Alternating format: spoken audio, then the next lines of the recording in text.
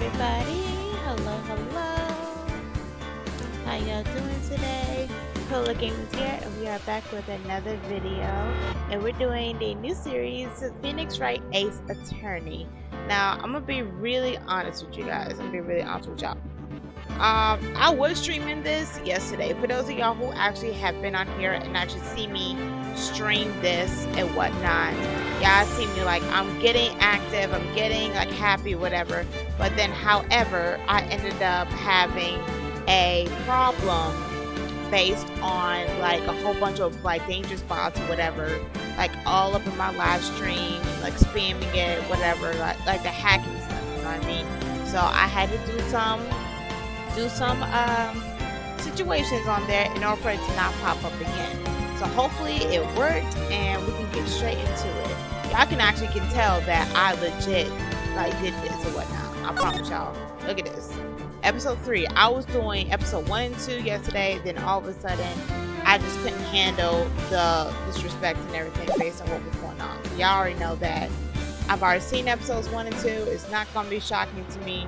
Episodes 3 and more is going to be what's most shocking. You know what I mean? So if I don't feel like energetic for these 2 episodes, I'm very sorry. I'll try my best to be energetic between those 2 because I've already know what happened or whatever because I streamed it yesterday. But we're going to get to the bottom of it. Why not? So before we get into it, please make sure you press the subscribe button and the notification bell if you want to see more of this, and we're going to get straight into it. We're going to do the new game for you guys so you can be able to see what I saw and whatnot. So why not? You know what I mean? What's these other ones? Ooh, we got justice for all. Ooh, well, this might be a long series, ain't it? Alright, I'm gonna like this. Alright, I didn't know about that, but I'm glad we in it. Wait, hold on. I kind of want to be nosy a little bit. I kind of want to be nosy a little bit.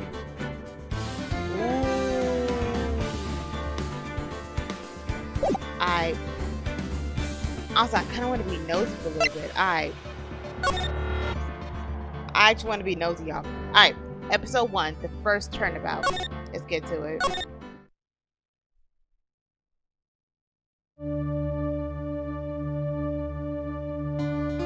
Gasp. Well, I ain't gonna be huffing and puffing. I'm good.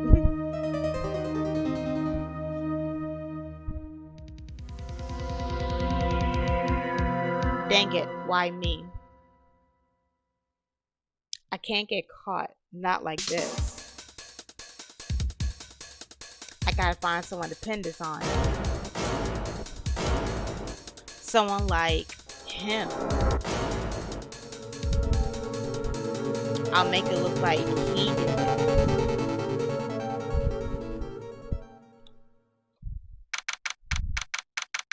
August 3rd, 9:47, District Court, Defendant Lobby number 2.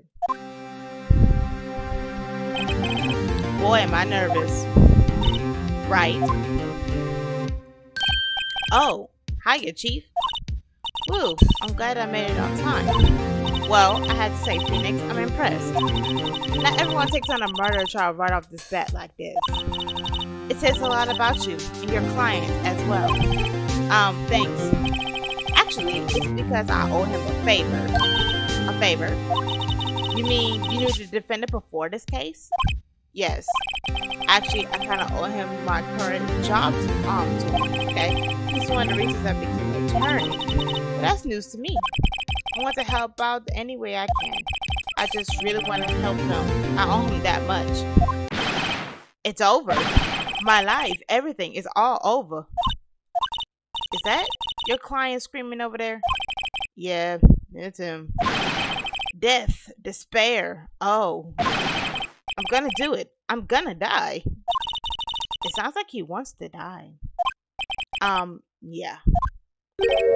Nick. Hey there, Larry. Dude, I'm so guilty. Tell them I'm guilty.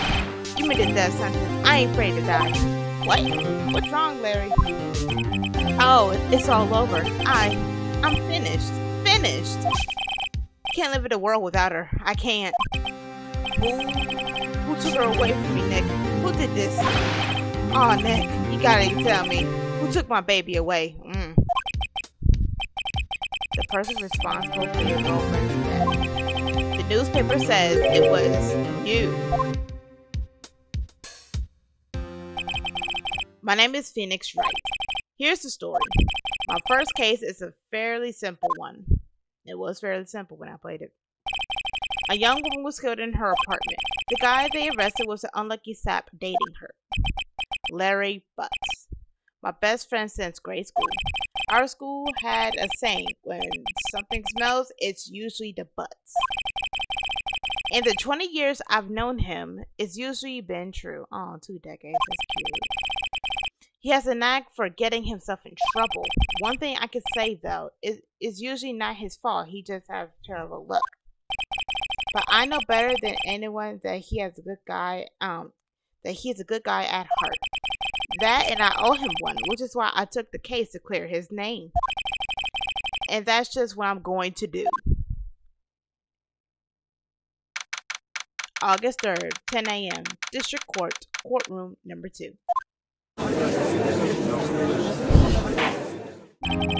Court is now in session for the trial of Mr. Larry Butch.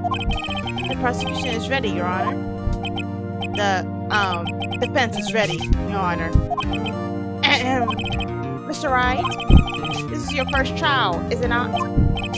Yes, Your Honor. I am a little nervous.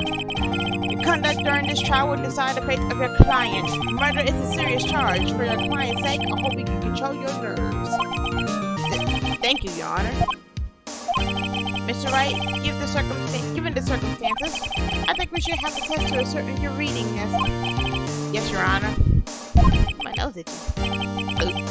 Hands shaking. Eyesight fading. The test will consist of a few simple questions. Answer them clearly and consistently.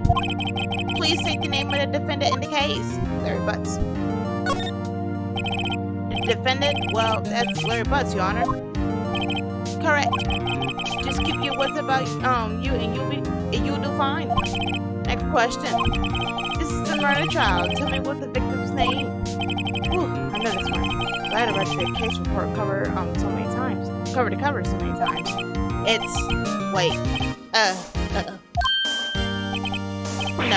No way. I forgot.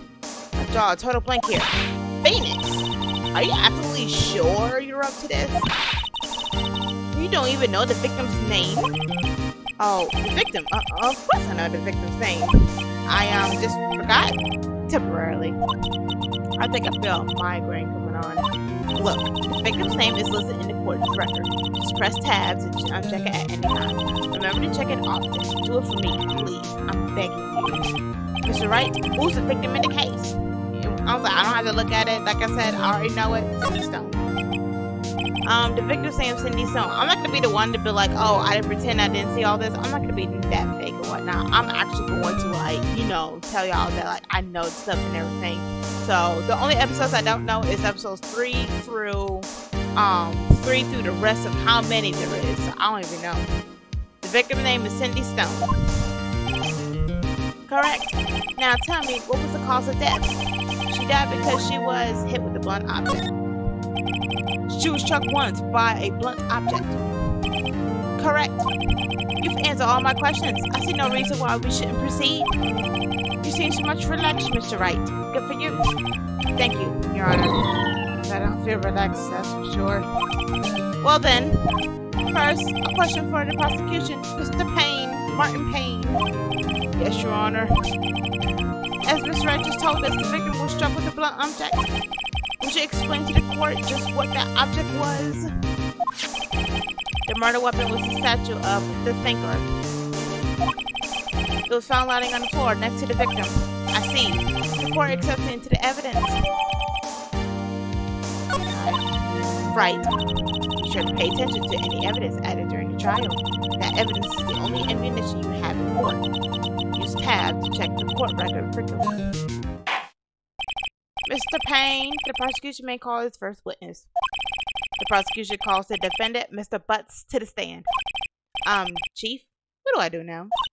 Pay attention. You don't want to miss any information that might help, that might help your client's case. You'll get the chance to respond to prosecution later, so be ready. Let's just hope he doesn't say anything unfortunate. Uh-oh. Larry gets excited easily. This could be bad. Make sure my audio's good.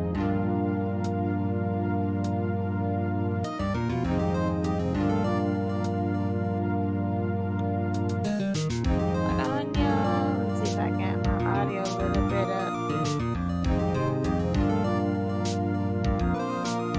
Because usually these are not the best headphones or whatnot, but I'm trying my best to like do what I can, y'all.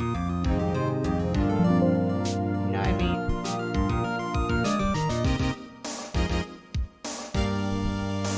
Ooh, hold on.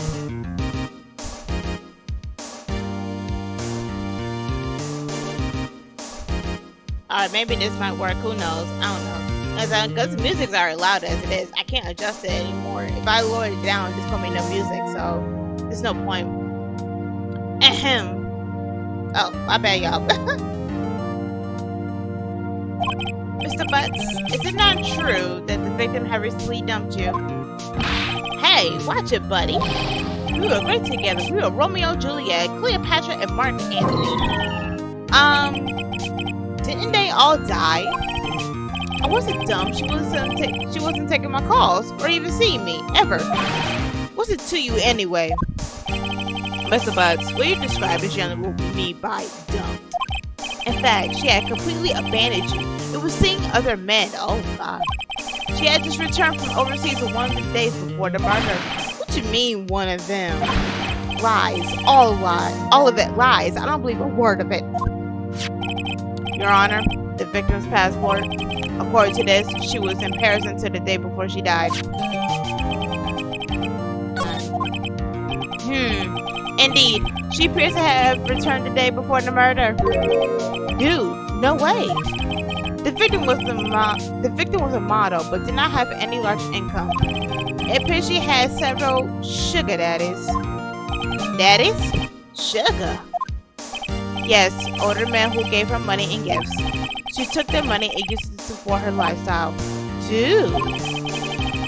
We can clearly see what kind of woman Miss Stone was. Tell me, Mr. Butts, what do you think of her now? Right? I don't think you want him to answer that question. Yeah, Larry has a way of running his mouth in all the wrong directions. Should I stop him? My client had no idea the victim was seeing other men. That question is irrelevant to the case. Okay. Dude, Nick, what do you mean irrelevant? That cheating she-dog.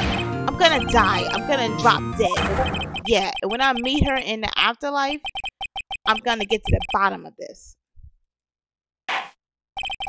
Let's continue with the trial, shall we? I believe the accused's motive is clear to everyone. Yes, quite. Oh boy, this is so not looking good. Next question. You went to the victim's apartment on the day of the murder, did you not? Who? Well, did you or did you not? Well, maybe I did. Maybe I didn't. Uh-oh, he went. What do I do? Answer him honestly. He didn't do it. I know. I'll send him a signal. Tell the truth. Yeah. I was there. I went. Order. Well, Mr. Butts. Dude, chill. She wasn't home, man, so I didn't see her. I swear to God, that voice. Oh my God. Your Honor, the defendant is lying. Lying? The prosecution would like to call a witness who can prove Mr. Butts is lying. Well, that simplifies matters. Who is your witness? The man who found the victim's body, just before making the gruesome discovery. He saw the defendant fleeing from the scene of the crime.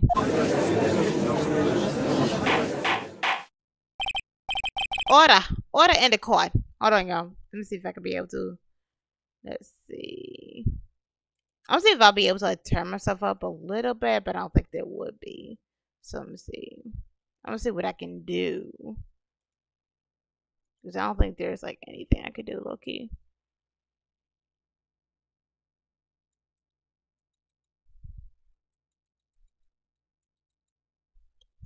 I'll see if that can do anything, but I can't promise nothing, low-key. Oh, my bad. I keep pressing the thing. Alright. Mr. Payne, the prosecution may call its witness. Yes, Your Honor. This is bad. On the day of the murder, my witness was selling newspapers at the victim's building. Please bring Mr. Frank Sawit to the stand. Yes, him. I can see him in the corner of my eye. Let me go ahead and do this. And just for y'all, I'm gonna do episode 3 for y'all. Why not? I will have no problem doing episode 3 for you guys.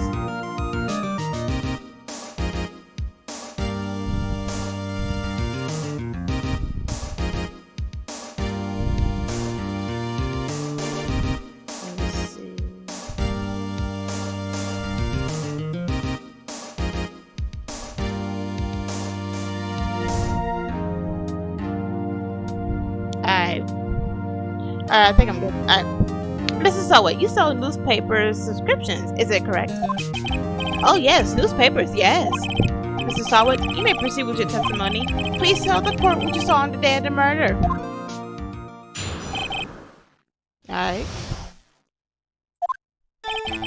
I was going door to door selling subscriptions when I saw a man fleeing an apartment. I thought he must be in a hurry because he left the door half open behind him. Thinking of it strange, I looked inside the apartment. Then I saw her lying there, a woman, not moving, dead. I closed in fright and found myself unable to go inside. I thought to call the police immediately. However, the phone in her apartment wasn't working. I went to a nearby park and found a public phone. I remember the time exactly. It was 1 p.m. Okay. The man who ran was without a doubt the defendant sitting right over there.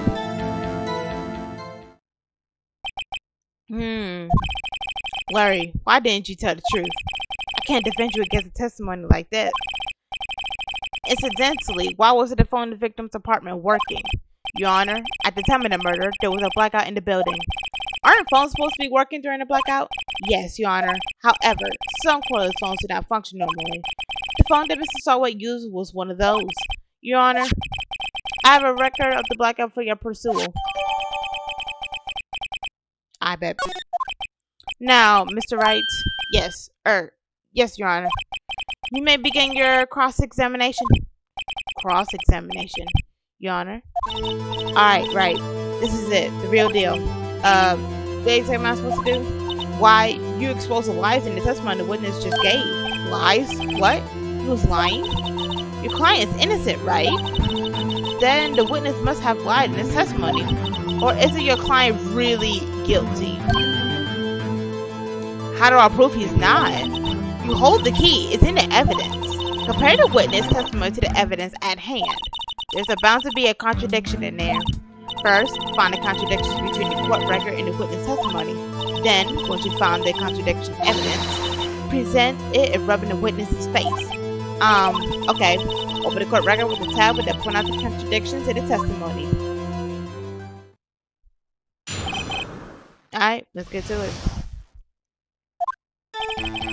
I was going door to door selling subscriptions when I saw a man fly an apartment. Thought he must be in a hurry because he left the door half open. Thinking it was strange in the apartment. I saw her lying there, a woman not moving, dead. I quelled in fright and found myself unable to go inside.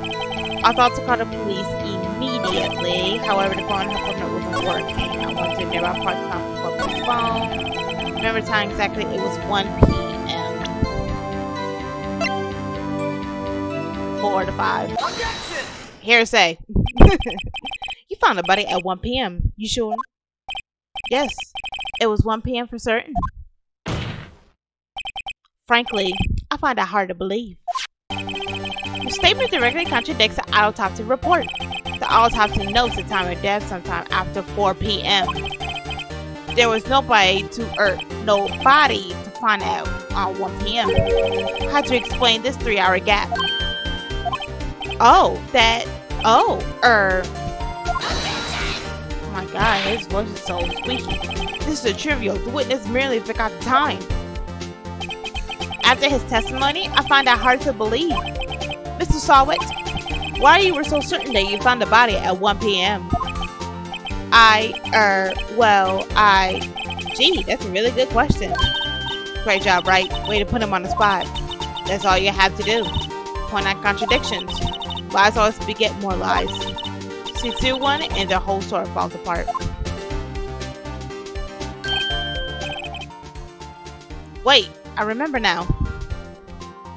I turned down the audio, y'all, so that might be able to work for y'all, but who knows? Oh, Jesus Christ. Would you care to give your testimony again?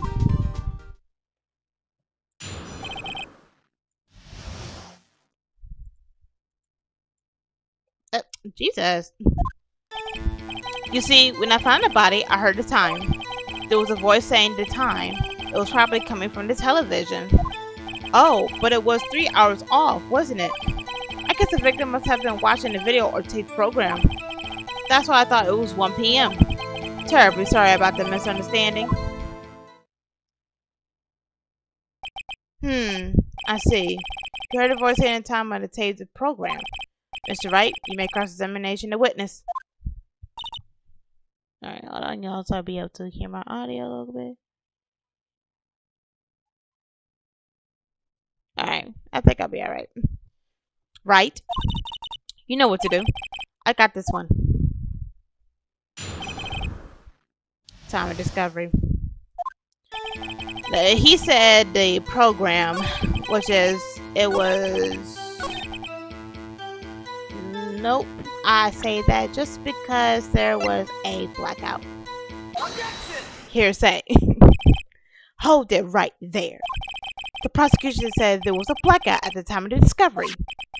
And this record proves it. You couldn't have heard a television or a video. God. The defense has a point. Do you have an explanation for this, Mr. Sawit? No, I find it quite puzzling myself. Quite. Ah, wait, I remember now. Mr. Sawit, the court will prefer to hear an accurate testimony from the very beginning. These consist of, this constant, I cannot read. These constant corrections are harming your credibility. That, and you seem rather distraught. My apologies, Your Honor. It must have been the shock to find the body. Very well, Mrs. Sawit. Let's hear your testimony once more, please. Hearing the time. Actually, I didn't hear the time. I saw it. There was a table clock in the apartment which wasn't there. Yeah, the murder weapon. The killer the murder weapon. The killer used it to hit the victim. That must have been what I saw. You saw the clock? I guess that would explain it. The defense made a cross-examination of witness. Gladly. Alright, let's go. I didn't hear the time. I saw it. There was a table clock in the apartment. Wasn't there. Murder weapon. The picker used it to hit the victim. Hearsay. Wait just a moment. The murder weapon wasn't a clock. It was the statue. Now, how is this supposed to be a clock? What? You with your objections and your evidence. Just who do you think you are? Just answer the question, Mr. Sawit. Hey, I saw it there, okay? That's a clock. Your Honor, if I may. Yes, Mr. Martin Payne. As the witness stated, the statue is indeed a clock. The neck is a switch. You just tilt it and it says the time out loud. As it doesn't look like a clock, I submit it as statue. My apologies. I see. It's some bull. So the murder weapon was a table clock after all. Well, Mr. Wright, it appears that the witness testimony was correct. This is a clock. Do you have any problems with the testimony now? Yes. Your Honor, there's a gaping hole in the witness testimony. The only way he could have known the weapon was a clock is to hold it in his hand. Yet, the witness testified that he never entered the apartment. Clearly, a contradiction. Indeed. The witness knew it was a clock because he went into the apartment. You're lying. You were inside the apartment on the day of the murder. Oh yeah? Prove it. Prove it I went in there. I'll do better than that. I can prove you're the one who killed her. You struck her with the clock, and then the shock of the blow triggered the clock's voice. That was the sound you heard. Order in the court. Ugh, dang it, I did it again. Intriguing. Please continue, Mr. Wright. Yes, Your Honor. Mrs. Sawit, the sound must have left a quite impression on you. Understandable, since the murder weapon spoke as you hit the victim, that voice was burned into your mind. That's why you were so certain about the time. What's the meaning of this? This is all baseless conjecture. Baseless? Just look at the witness' face. Would the witness care to elaborate?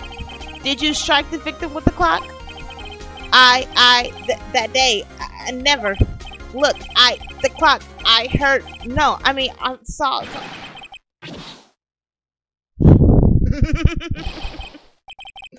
Shut up, shut up, shut up, shut up. I hate you. It was him, I tell you. I saw him. He killed her, and he should burn, give him death. He threw his toupee at me. Order in the court, I say. Your Honor, a moment, please. This isn't a shred of evidence supporting the defense claims. Mr. Wright, Your Honor, you claim the sound of the witness heard came from the clock. Do you have any evidence? The whole case is riding on this. I better think it carefully. Your Honor, the sound Mr. Sawit heard was definitely this clock. A fact which is clear if you simply try sounding the clock. Let's hear the clock now here in this court. Your Honor, may I have the clock? I ask the court to listen carefully. I think it's 8:25. That certainly is a strange way to announce the time. Well, he is a thinker after all. So, we've heard the clock. What are your conclusions, Mr. Wright? Mr. Payne, can you tell me what time it is now? It's 11:25. As you can see, this clock is exactly 3 hours slow. Precisely the discrepancy between what Mr. Sawit heard and the actual time of death. So, Mr. Sawit, try to talk your way out of this one. Ha! Ha ha! You forgot one thing. Uh-oh. What's he talking about now? While it may seem like the clock is running 3 hours slow, it proves nothing. How do you know it was running 3 hours slow on the day of the murder? If you can't prove that, you don't have a case. He's right. How am I going to prove that? Dang it, I was so close. Mr. Wright, it seems to lack the critical evidence to support your claim. Yes, Your Honor. This means I cannot let you indict the witness. Unfortunately, this ends the court's examination of Mr. Frank Sawit. I'll come all the way down here to testify, and look what happens. You treat me like a criminal. A criminal! You lawyers are all slime. I almost had him. Sorry, Larry. I failed you. There's nothing I can do about it now. Not so fast, Mr. Sawit. Look at everybody's shots. Chief. Listen up, Wright. Don't throw this one away. Not like this. Think. But Chief, it's over. I can't prove the clock was slow the day of the murder. No one can't prove that. Well, yes. But that doesn't mean you can't still win. Try thinking outside the box. Don't waste time doubting the facts. Assume the clock was 3 hours slow and think through it. As yourself, why was the clock 3 hours slow? Figure out the reason and you'll have your proof. Right. Can you think of a reason to why the clock will be 3 hours slow? Yes. Wait, maybe I can prove it. You must have evidence somewhere that can prove it, right? Find it and let him have it. Well, Mr. Wright, you said the clock was already running slow the day of the murder. Have you found evidence to support the claim? Of course. There's a piece of evidence in the court there's a piece of evidence in the court record that can prove my claim beyond a doubt. Gah! Tough words. Let's see you pull this one off. Let's see this evidence that proves why the clock was running slow. Paris, 9 hours long. 9 hours apart, I mean. The victim just had returned home from abroad the day before the murder. As we all know, the time difference between here and Paris is 9 hours. When it's 4 p.m. here, it's 1 a.m. the next day there. The clock wasn't 3 hours slow, it was 9 hours fast. The victim hadn't reset her clock since she returned home. That's why the time you heard when you struck her dead in her apartment was wrong. Proof enough for you, Mr. Saw It? Or should I say, Mr. Did It? Hold on, y'all, so I can hear my audio.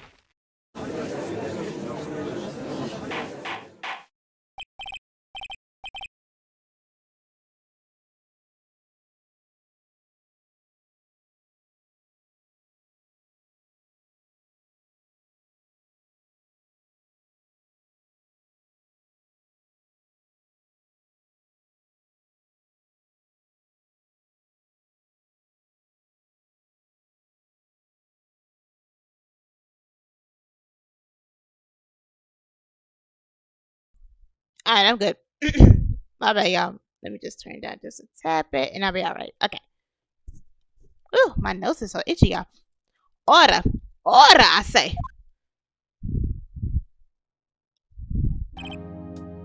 Someone texting me. A lot of people texting me, golly. Let's see. Okay, I think it's just saying my baby. Oh, Lord. Let me show this to my baby, y'all, real quick, y'all. Because right now, I think he needs to change his thing.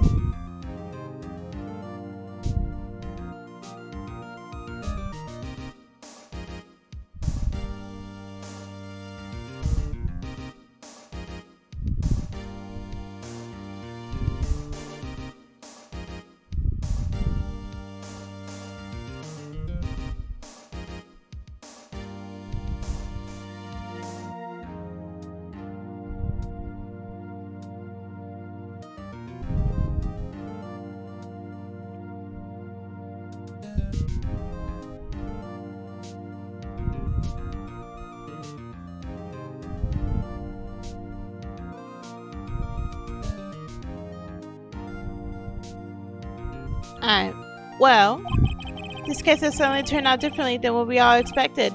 Mr. Payne, your witness, he was arrested and has been taken away. Very well. Mr. Wright? Yes, Your Honor. I have to say, I'm impressed. I don't think I've ever seen someone complete a defense so quickly and find a true culprit at the same time. Thank you, Your Honor. At this point, this is only a formality, but this could find the defendant, Mr. Larry Butts, not guilty.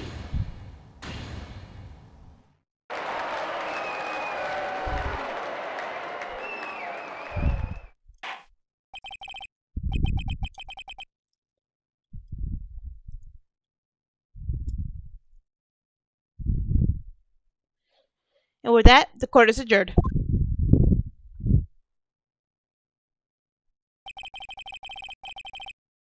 Oh, I paused my live thing, y'all. Oh, goodness gracious. Alright, I'm good. It turns out Mr. Frank Saw It was a common burglar. He posed a newspaper salesman to check and see what was and check to see when people were out of the houses. That day, when Larry went to her apartment, the victim was home alone.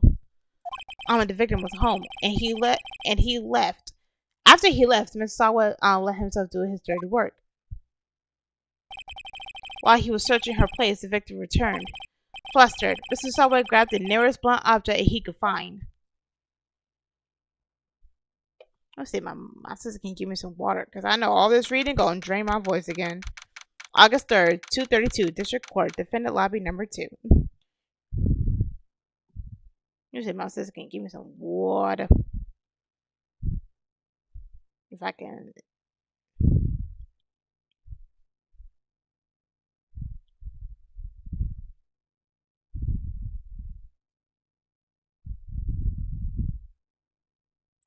Hopefully she'll be able to get some.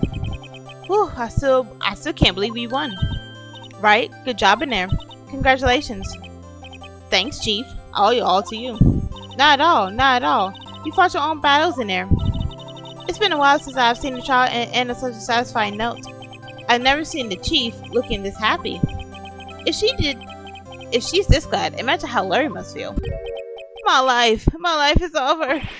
Larry, you're supposed to be happy. What's wrong now? Oh, Nick, don't worry about me. I'll be dead and gone soon. What? Good. Wait, no. I mean, bad. Bad, bad, bad. Larry, you're innocent. The case is closed. But my Cindy Wendy, gone, man. Gone forever.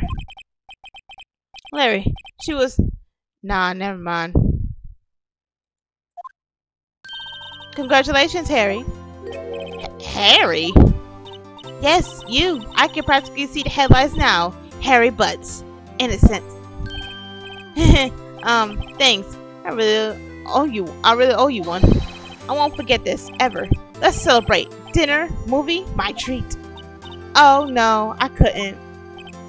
Hey, I was the one who got you off the hook. Oh, hey. Here, take this. It's a present. A present? For me? Wait, wasn't this the evidence that... Actually, I made this clock for her. I made one for her and one for me. Really? You made this? Well, thank you. I'll keep it as a memento. Yo, Nick. Can you believe it? I was so into that chick. And she was just playing me for a fool. Don't that make you just want to cry? Larry.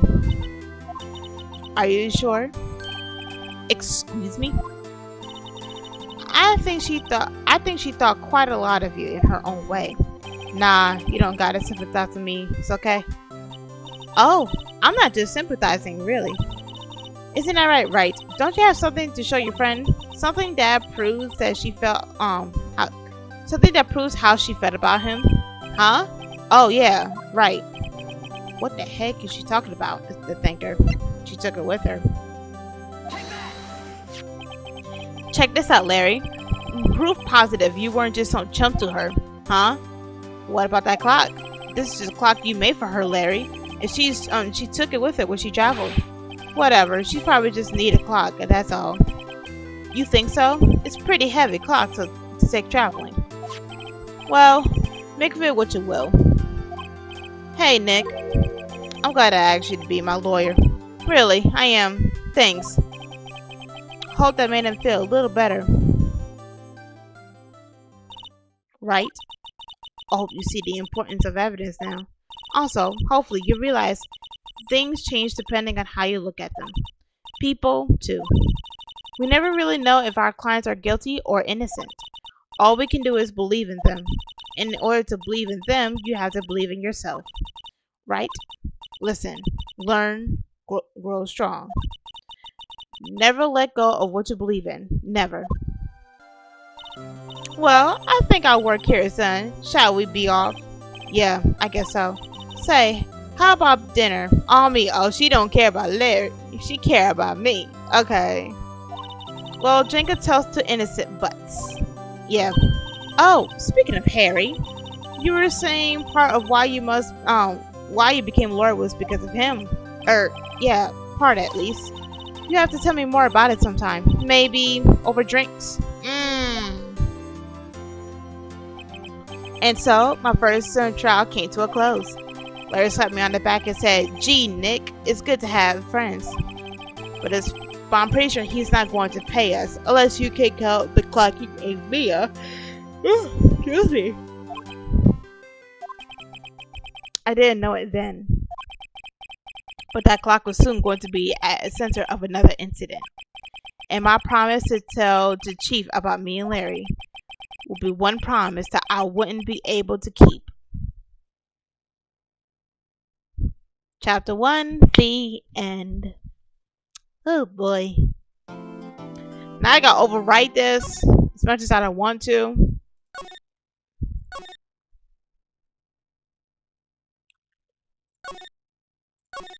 Oh, wait, my bad. Meant to back out.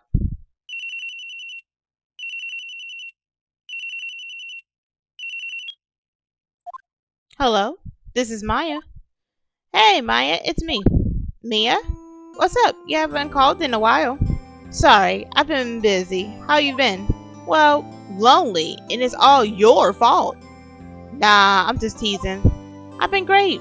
I'm finally getting used to having my own place. That's good to hear. Actually, I'm calling because I have a favor to ask. I know. You want me to hold evidence for you. Sharp as always. There's a lot of buzz about the upcoming trial. I just don't feel safe about keeping the evidence here.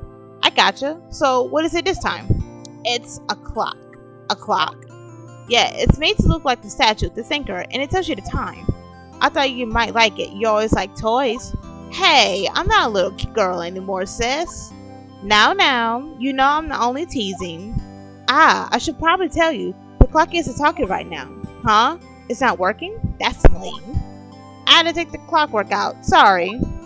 I'll put some papers inside of it instead. Papers? Is that the evidence then? Well, there's a possibility that it might turn out that way, yes. Can you come by my office tonight, say 9 to pick it up?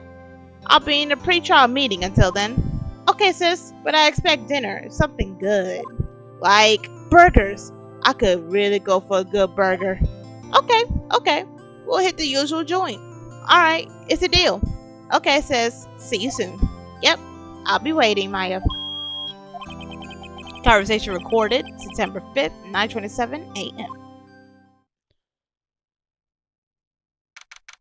September 5th, 8:57 p.m. Faye and Cole Law offices.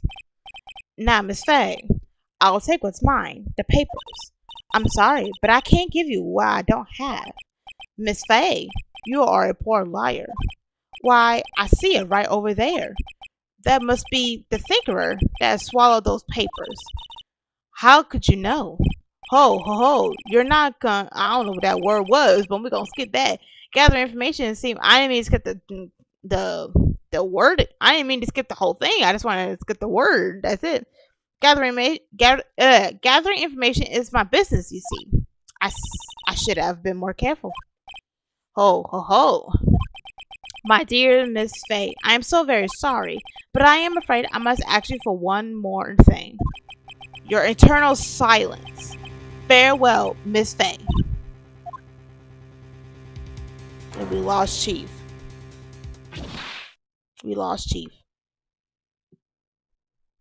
By this, I'm gonna say Ursula. I'm gonna say Ursula's husband. Red, white, blue. This messed up. We lost Chief.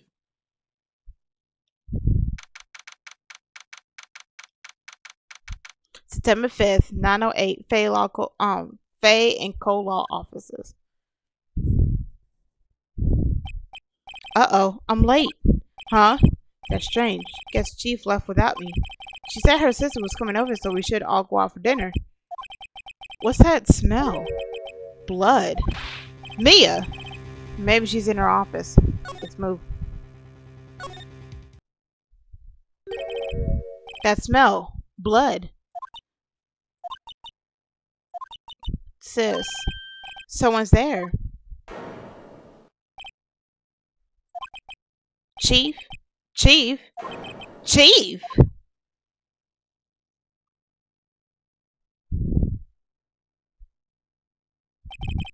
Who are you? And she dropped.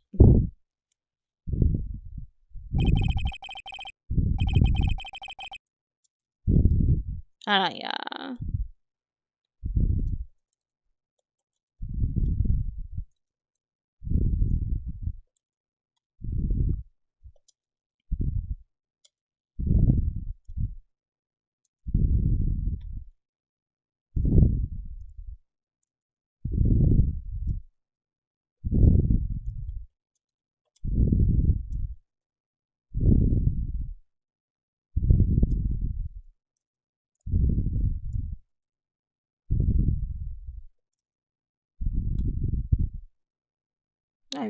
I'm just texting a friend, y'all. So that strange girl dropped that call. I left her lying on the office sofa. I went back to Chief and where she lay under the window. Her body was still warm. I could feel it when it held. I could feel it when I held her shoulder. Then, all too quickly, it began to fade until finally she was cold.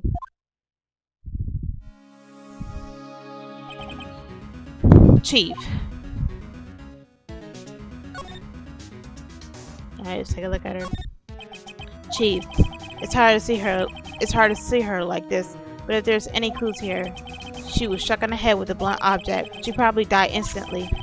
The thinker, lying next to her, must have been a murder weapon. There are some glass shards near the chief's body. Must be pieces of glass. Pieces of glass light stand. Must be pieces of glass light stand lying broken in the back of the room. Nothing else that seems like a clue here. A piece of paper. It must be a found from Mia's hand. What could it be?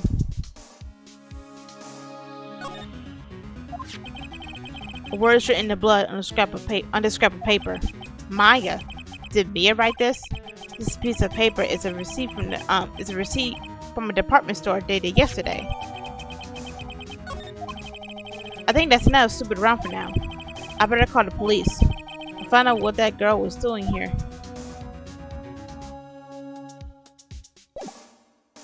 Oh, my bad. Well, I wanted to move, but dude, can I examine? My bad. Right, I better call the police. That's funny. A few of the screws on the receiver are missing. It looks like someone was halfway through taking it apart. Police! Please, come quick! What was that? Someone screamed from the outside the window. She's staring right at me. She's holding a phone in her hand. Oh, she saw it.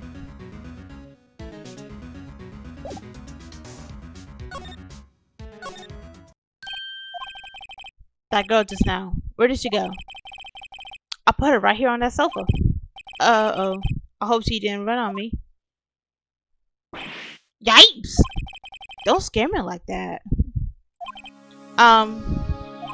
Excuse me, but who are you?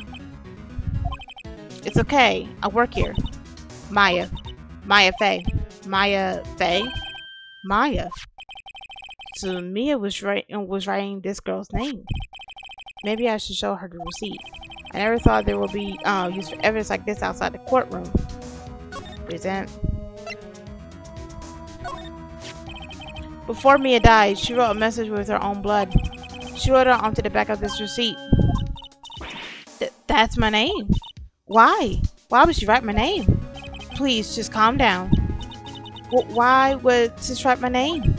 Uh-oh. Now I've done it.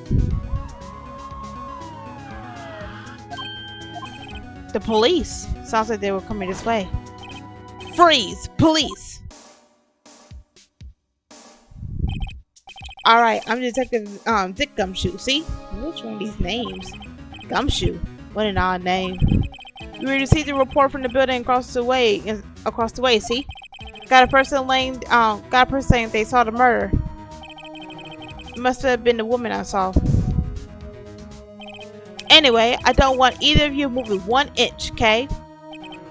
Great, just great. Maya, wait, she wouldn't have. Nah. Whoa! Excuse me. Eek. Swear, Maya, here mean anything to you? That's my name. What? The victim drew this here note in her own blood, see? With her dying breath, she wrote down the killer's name. Killer? I'm not. Case closed. You're coming down to the precinct, ma'am. What? She got a second. That's great. Mia's younger sister, Maya, was arrested on the spot. I was taken in for questioning. It didn't get out until the next morning. My eyes were heavy, but I couldn't sleep. I sat around waiting for the visiting hours to begin at the detention center. I had to talk to Maya as soon as possible. September 6, 9:07, detention center, visitor's room. Wow, they have poor Maya locked up like a criminal. Oh, it's you, the lawyer. Good morning. Good morning. She looks so tired. Um, are you going to be my attorney? Well, that's what I wanted to talk to you about. It's up to you. Of course I will. Sorry, not a chance. It's up to you. I better give it to her straight. It's up to you. Up to me? Yes. I don't think this is something I should decide. After all, you're the one in trouble here. They're never going to believe me, are they? Even you, when you found me in the office, you looked at me like I had done it. Did I look at her like that? No. I never thought. It's okay. I understand. And I also heard about you. Heard? Heard about me? I was talking to my sister on the phone the other day. Today was my partner's first time in court. Wow, really? How did that go? It was quite the scene. Honestly, I was on edge the whole time, and it's been a while. Ha, so he crashed and burned? He's a genius. One of those striking fear into the hearts of evil types. Don't think he's slacking his experience, huh? Sounds like it was fun. Well, I know who to go to if I ever get into trouble now. I don't know, Maya. I think you might want to wait. Give him 3 more years.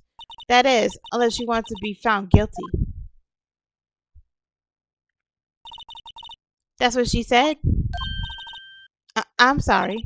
I didn't mean to insult you. No, it's okay. It's true, I guess. But at the same time, I can't just sit here. I just can't sit by and watch. When I think of the person who did this to Mia, I know. Alright, just about. There's something I've been wanting to ask you. Yes. What's with the outfit? Oh, this? This is when acolytes wear. It's my uniform, you could say. I think I said that word right. Acolytes. Acolytes, like people in religious training. Was it you? What is it you do? Oh, it's nothing. It's nothing strange, really. I'm a spirit medium in training. A spirit medium. I'm pretty sure that qualifies as strange. Let's talk about it. So you're an acolyte, or medium in training. That's right. The Fae family, especially the women, have always been very sensitive to the spirit world. Wait a second. You said the Fae family. So Mia was into this stuff too. Of course. She left the mountains to follow her career, she said. Her powers were first class too. I had no idea. Wait. What? So you're a real honest to goodness spirit medium with ESP and all that. Yes, in training. Well, can you contact Mia's spirit then? We can just ask her who killed her. I'm sorry. I'm still in training. I couldn't do something on that level. I thought that would be too easy. The day of the crime? Could you tell me about the day of the murder? Yes. Let's see. That morning I got a call from my sister. She wanted me to hold on as a piece of evidence for an upcoming trial. Evidence? Yeah, that clock shaped like the thinker. The one Larry made. How could that have been been evidence in the case? Right, she said something about that. I remember. Do you want to hear it in her own voice? Her own voice? Yes. I'm pretty sure our conversation is on my cell phone. You recorded it? Yeah, I forgot how to delete those things. Alright. So you say you had the conversation with your sister on the cell phone. Let's hear it. Right. Oh, I just remembered that the detective took my cell phone. Sorry. Oh, right, of course. Next time I see Detective Gumshoe, I'll ask him for it. I'll write you a note so you don't forget, okay? Sure, thanks. Alright, cool. Something the matter? I was wondering, could I ask you a favor? This is the address of a famous lawyer. My sister gave me this a long time ago. She said if I was ever in trouble, I should call him. And, well, I'm in trouble. Do you think you can go ask him to represent me? Yes. Sure. Why not? I'll go ask. Thank you so much. I have no one else to turn to. Say, what about your parents? Your parents died. I see. Don't worry. Leave it to me. Thank you. The trial is tomorrow at 10 a.m. What? I said 10 a.m. I meant 10. Tomorrow? Tomorrow. What if this guy refuses? They told me that if I don't find one, the state will pick an attorney to defend me. When would that happen? They give me until 4 this afternoon. And visiting hours are almost up. I better hurry. Right, I'll be back. Alright. Let's see. December 6th, Grossboro Law's offices. According to the receptionist, the big boss is out. She couldn't say when he'd be back. It must be hard to keep track of everything when you're a famous lawyer. Not to mention running an office like this. I guess I'll come back later. Alright.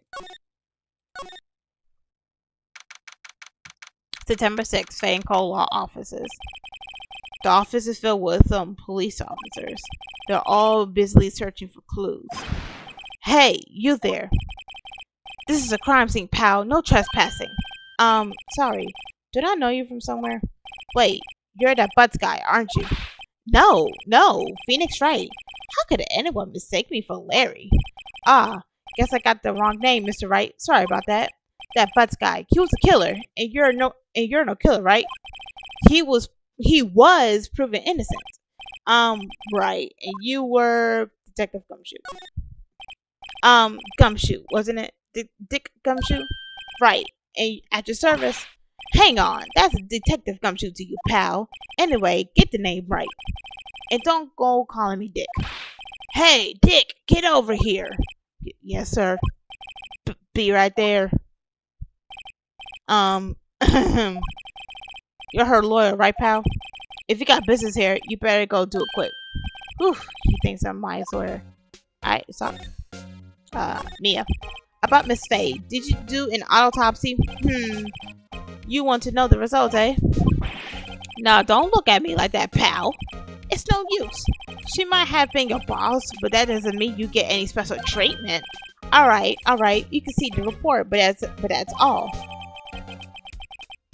Alright, cool. Maya. About Maya? Yeah, I'm looking forward to the trial. Sorry, pal, but this is the one trial you aren't going to win. Why you say that? The city put a prospector. Oh my god. The city put prosecutor Edgeworth on the prosecution. Edgeworth. I'm sure you could know what that means, you being a lawyer and all. Talk about him. Prosecutor Edgeworth. That's right, pal. Mr. Miles Edgeworth himself. Wait, do you know him? Don't you? I know him. He's a fair prosecutor. He doesn't feel pain. He doesn't feel pain. He doesn't feel remorse. He won't stop until he gets his guilty verdict. Don't talk about him that way. You make him barely sound human. Still, I'm afraid this pretty much decides the case. So Edgeworth is Edgeworth is on this one.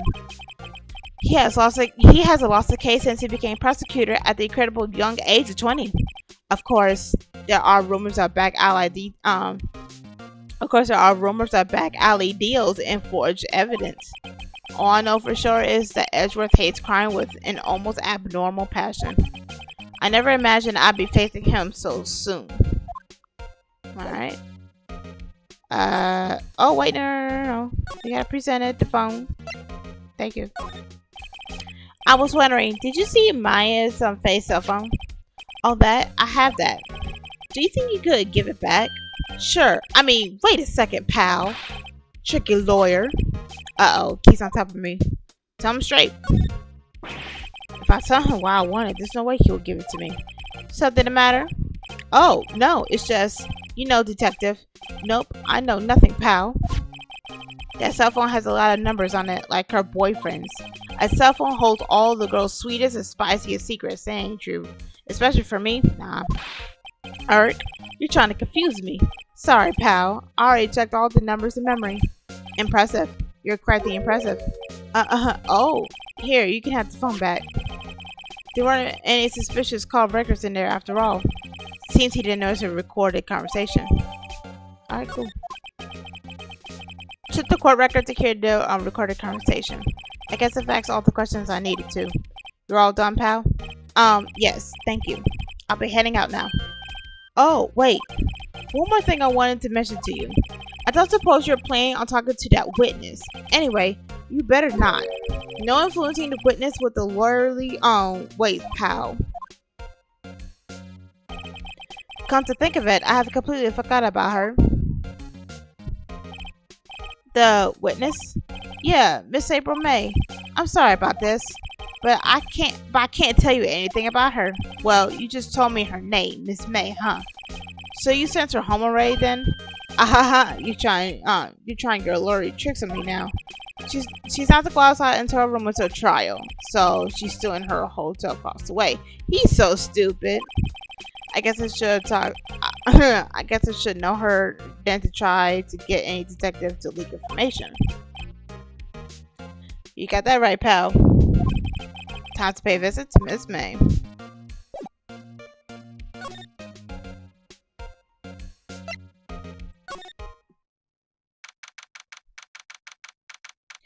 Oh, Jesus Christ. Hold on, go. In order for me to see what y'all saying, I need to see like the live thing. Like live. Alright, here we go. Gateway Hotel, room 303. Well, hello there, handsome. I can't stand her. Hi. Smooth, right? Real smooth. You're the lawyer, aren't you? The detective told me. He said, don't say nothing to that lawyer, pal. Tee-hee. Memo to self. Thanks, Detective Gumshoe, for making my job harder. Gee, this is all like something out of a movie. It's all so exciting, I can hardly contain myself. Oh, let me go freshen up so I can look the part of the beautiful eyewitness. I pity the Lord that has to cross-examination this one.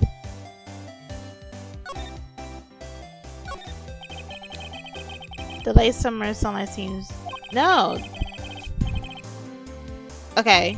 Can't see the inside of the room pretty clearly from here.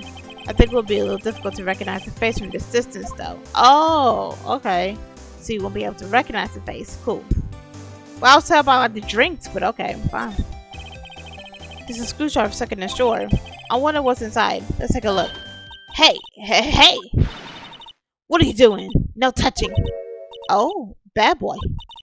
You really shouldn't pry around other people's rooms now. You wouldn't want to make me upset, would you? Upset? I thought she was going to explode for a second there. I wonder what could be inside the drawer. Well, let's examine some more. No. Talk about the drinks. Thank you. A bottle and 2 glasses are on the table. Somebody must have been staying with her. Let's talk. What you witnessed. Excuse me. Do you think you could tell me something? I need you to describe what you observed at the time of the incident. Oh, observe? Incident? You sound just like a lawyer in the movies. I like a man with a big vocabulary. Oh my god. Better not encourage her. Do you know that thing that occurred, happened the other day? The bad thing? Really, Phoenix? Come on now. What did you see? What did you see, when it happened? I don't suppose you could tell me about it. Pretty please? Let me see. Well, dream on. If you want to know, you just have to come to court tomorrow, Mr. Lawyer. Oh boy. Miss May. Could you just... Who exactly are you? Oh, Mr. Lawyer, are you hitting on me? No. Hey, I'm just doing my job here. Teehee. You know, you're cute when you blush. Believe me, this is the first time in my life I've blushed this much. Right. Can you just tell me what is it you do? Well, no. Teehee. And you had your little hopes up, didn't you? Oh boy. Alright, this room. I see there are 2 glasses on the table. Is someone staying here with you? Oh, what amazing powers of observation. You must be on one of those famous detectives, like on television. Oh no, not me. I'm just a lawyer. Say, Mr. Big Detective, why don't you go looking for clues in the garbage? This man doesn't like nosy little lawyers. Oh boy. Alright. Well, you still here, so we gotta move. Alright. Seems that Mr. Ghostberg is out. Well, maybe I should just wait here for him to come back. Ahem. If that wasn't the most over-the-top clearing the throat I've ever heard. Aha, so you're the one that saying has been looking for me. Yes, that's me. He looks even grander than I imagined. That badge on your collar. Ah, so you're a lawyer, are you now? Yes, well, yes. And what do you want? I'm not particularly I'm not particularly busy these days. Please proceed. Not busy? Then how come no one could get in touch with you? Something the matter?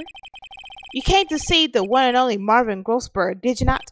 Well, here I am, boy. What do you want? Out with it. Well, sir, actually, it's about Maya Fey. Ah, yes, Maya Fey. Go on. Why the strange reaction? Acha-cha. I'm really quite busy here, son. I can't go on taking cases on a day notice. No, it's quite impossible. Wait a second. How did you know that the trial was tomorrow? Anyway, I'm afraid it's entirely impossible for me to represent her. Sorry, end of discussion. What's going on? He refused me before I even got the chance to ask him. What do I tell Maya? Better talk it out. Your refusal. How can you just refuse like that? Please, tell me, why won't you take the case? Well, you see, it's just, I'm busy, you see. But the client is Maya's Faye's sister. Mia trusted you. She knew her sister would be in good hands. Yes, of course, I know that. However, I'm sorry, but I must refuse. Sorry. Goodbye. Creep. Fine. I don't have time to argue with you anyway. I'll go look somewhere else. Grumble. Think not. Huh? Did you say something? I think not, I said. What do you mean? I'm terribly sorry. But I'm afraid that no lawyer worth their salt will take on this particular case. Terribly sorry, my boy. Why? I cannot say. I beg your pardon, but could you leave now? I have nothing more to discuss with you. What's going on here? I ain't done with you. What makes you think I'm done with you? Hey, how did you know Maya Fey? She worked here a long time ago. Quite the apprentice, that one. Learn my techniques in a blink of an eye. She left one day quite suddenly. She had a mission, you see. Ambition. You could see in her eyes. She followed it with the burning passion. Never looked back, that one. The painting. That's quite a painting. Yes, quite a painting, alright. Ah, you know this. It's my pride and joy. Impressive, isn't it? Well, isn't it? The color of the sky, the hue of the sea, the weave of the straw of the hat. It's worth at least 3 million. I have no intention of parting with it, of course. No, I won't sell it, not even to you. I wasn't interested. It's not for sale. I'm not buying it. Jeez. Alright. Let's move. I had to figure out where I had to go. September 6th, 342. Detention Center. Visitors room. Hiya. Oh, you're back. Did you find a lawyer? Well, what do I tell her? Well, see, just be honest. I really don't think you should use that guy. Didn't seem healthy. He was all skin and bones. What really happened? You don't mean he refused to help? I see. I've been abandoned then. Hey, don't say you're abandoned. Could you tell me about the day of the murder? Sorry, I know it must be hard. No, it's okay. All I've been doing the last few hours is talking about it. I've kind of gotten used to it. Let's see. That morning I got a call from my sister. She wanted me to hold on. Oh. Tried to qualify as a serial murder by now. So then, when did you arrive at the office? It was right around 9. The lights were off and I could smell blood. Then I found her, my sister. Thanks, Maya. That's all I need to hear for now. Your family. What about your family? I only have my sister. My father died when I was very young, and I don't know where my mother is. Don't know, so she could still be alive. Your mother. The women in the family have been mediums for generations. They say a lot of spiritual powers running in our blood. About 15 years ago, our family was involved in incident. There was a man, and he ruined our mother's life. Ruined? After that, she disappeared. Several years after that, my sister announced she would become a lawyer, and she left the mountain. So, you live by yourself. Yes, I've gotten used to it. Oh, also, I had to become independent or I will lose my powers. I feel bad for her all by herself up on that mountain. Mother's enemy. So, who was this man who ruined your mother? About 15 years ago, there was an unusual murder case. It made quite a stir. Everyone was talking about it. Apparently, the police were running out of leads and they were getting desperate. Wait, they didn't use the spirit medium, did they? The police convinced my mother to try to contact the victim. Wow, so what happened? The case was solved. We thought. You thought. The man my mother helped the police capture was innocent. The police's consultations with the medium have been carried out in secret, of course. But a man found about it and leaked it to the press. He told all the papers that my mother was a fraud, and media jumped on big time. She, my mother, became the laughingstock of the nation. I see. White. Excuse me? White? That was his name. My sister told me. White. Just a little longer before the state appointed lawyers comes, I guess. 4 p.m. Time's up. What should I do? Do I just leave her and go home? Defend Maya. I've made up my mind. I'm going to defend you whether you want me to or not. Why? Why? Well, I can't abandon you. Someone else is corporate. I don't know why. I can't abandon you. No one is as sad as a person without any friends. I know. I've been there a long time ago. Oh. Why did I become a lawyer in the first place? Why did I become a lawyer in the first place? Because someone had to look out for people who had no one on their side. Maya, I won't abandon you. You can count on me. That's so kind of you. Oh. Well, let's fight this one and get you out of here. Right. Thank you. She smiled at last. She looked like an entirely different person. One last question. You are innocent, right? Yes. And I trust you. So you trust me too, okay? It's a deal. So, what's next? There's something that's been bugging me. Just what was inside that strange woman's drawer? It was when I tried to look at her drawer that got her all defensive. This gotta be something in there. Alright, let's do it. Good afternoon, sir. Excuse me, you are... Ah, I beg your pardon, sir. I am the bellboy of this establishment at your service, sir. Oh, right. I just come in to deliver room service, sir. Do you know where Miss Maya might be? Ah, I believe our guest, Miss May, is currently using her facilities. If you no need for anything, I'll be taking my leave. Please, stay as long as you like. Enjoy.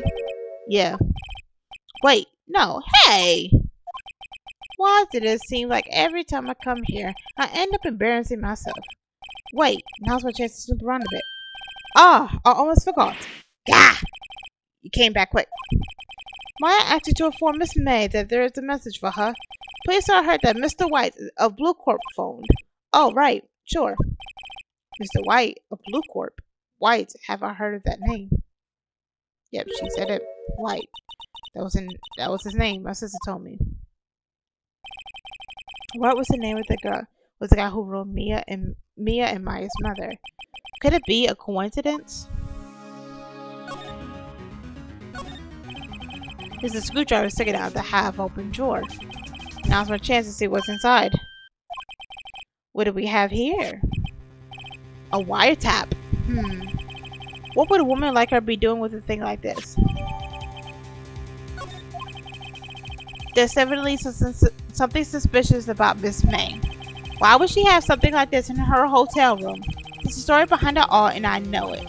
Alright, I'll be using this a bit of evidence in tomorrow's trial. That's for sure. For Maya's sake, I'll get to this woman's bottom. Wait, I mean, you know what I mean. Oh, bellboy, still there? Uh-oh, time to scream. I look forward to untangling with you tomorrow, Miss May. In court. We continuing. We gonna continue.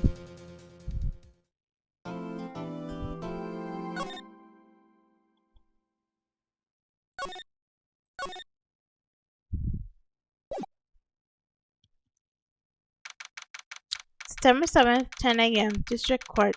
Courtroom number 1.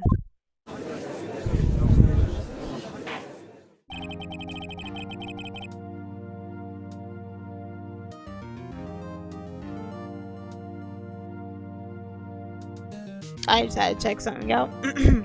Alright. Court is now in session for the trial of Miss Maya Fey. Oh, dang it. Did it again. Prosecution is ready, Your Honor. The defense is ready, Your Honor. Miles Edgeworth. I better not show any signs of weakness today, or he'll be on me in an instant. Mr. Edgeworth, please give the court your opening statement. Thank you, Your Honor. The defendant, Miss Maya Fey, was at the scene of the crime. The prosecution has evidence she committed this murder, and we have a witness. We have a witness who saw her do it. The prosecution sees no reason to doubt the facts of this case, Your Honor. I see.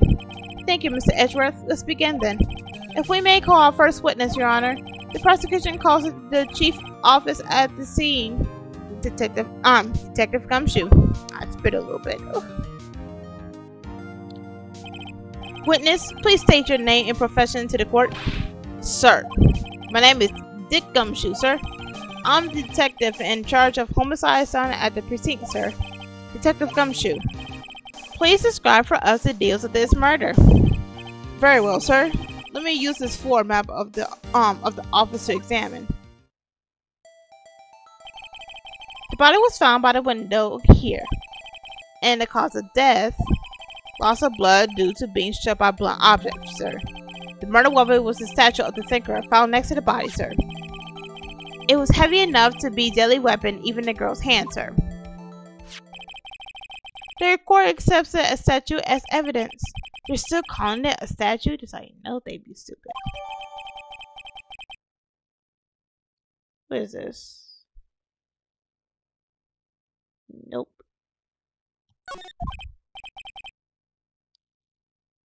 I ain't caring. Alright, now, detective. Yes, sir. You immediately arrested Miss Fey, who was found at the scene, correct? Can you tell me why? Yes, sir. I had hard evidence she did it, sir. Detective Gumshoe, please testify to the court about this hard evidence.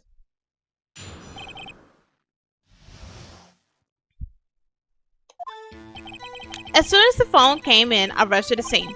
There were 2 people there already. The defendant, Miss Maya Fey, and the lawyer, Mr. Phoenix Wright. I imagine arrested Miss Maya Fey. Why? We had a witness describing her. The witness saw Miss Maya Fey at the very moment of the murder. The very moment, you say? Very well, Mr. Wright. You may begin your cross-examination. Yes, Your Honor. Cross-examine what? I couldn't see a single contradiction in that testimony. Whoosh. Hey, why did you do something at me? What's this? When my sister couldn't find any contradictions in a witness testimony, she will bluff it and press the witness on every detail. The witness always slips up and says something wrong. It works a lot of the times. Heh. I should have expected Maya would know some tricks up her sleeve. Alright, let's give this a try. Something the matter? No, Your Honor. I'd like to begin my cross-examination. Alright, let's go. As soon as the phone call came in, I rushed into the scene. There were 2 people there already. The defendant, Miss Maya Fey, and the lawyer, Mr. Phoenix Wright.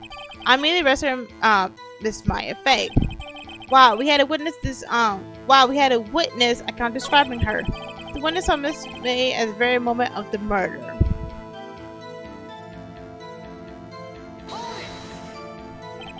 Hold on just 1 second.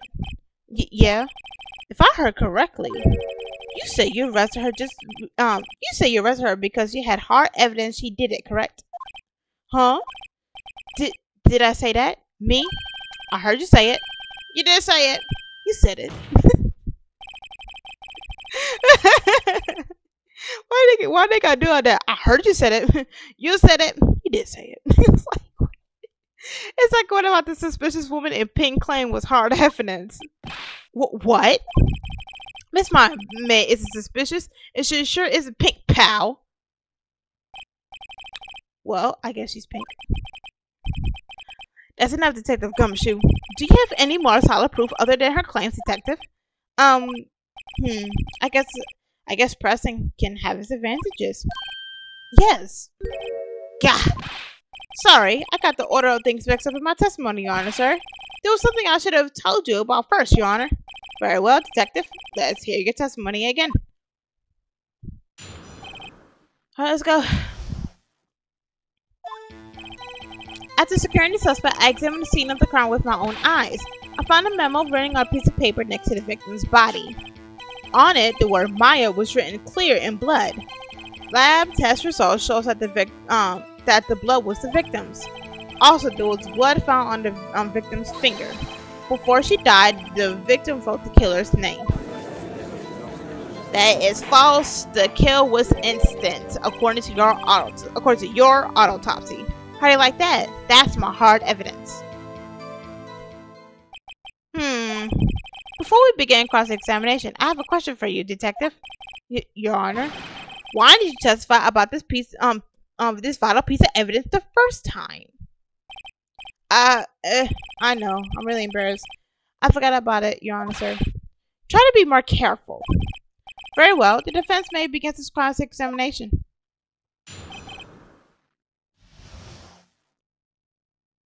I'm gonna go after that last information. Yep. Oh, wait, I didn't mean to press that on me. Instead of Gumshoe. Do you get a lot of cases where the victim actually writes the killer's name? Sure, it happens all the time in books and movies. This isn't a movie, Detective. Oof. Let's talk about reality, shall we? I guess I have heard of so many cases, no. Don't you find it a little odd that the victim would write down a name? Especially the name of her own sister? Yeah, actually, you got a point, pal. Stop right there. The witness' opinion on the matter is irrelevant. The facts are clear. The victim wrote down the name of the accused. The victim told us the name of her killer. Order! Order! That didn't go so well. That's right. What he said. That's his whole testimony. Okay, there has to be a contradiction there somewhere. Let's find it. I didn't mean to press to do the press. I meant to press like the present button. There we go. Instant. Now let's say it. Hearsay. Detective Gumshoe, there was one thing I want you to clarify for me here. You said that the victim, Maya Fey, wrote this note. That she was accusing the defendant, Maya Fey. That is really what you're saying? What? This is one of those lawyer tricks now, is it? Of course she wrote it. Who else could have? You have it backwards, Detective. Backwards? The victim is the only person who absolutely could not have written it. This is a report from your department, Detective. Immediate death due to a blow from a blunt object. She died immediately. But no butting your way out of this one, Detective. Order!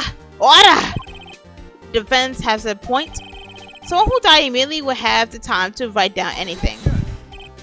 Mr. Wright, I beg your pardon, but when exactly did you obtain the autopsy report? Well, when? The day after. It was the day after the murder. The prosecution's point being that autopsy report is outdated, Your Honor. What? A second autopsy was performed yesterday at my request. Death was almost immediate due to blow from a blunt object, but there was a possibility the victim lived for several minutes after the blow.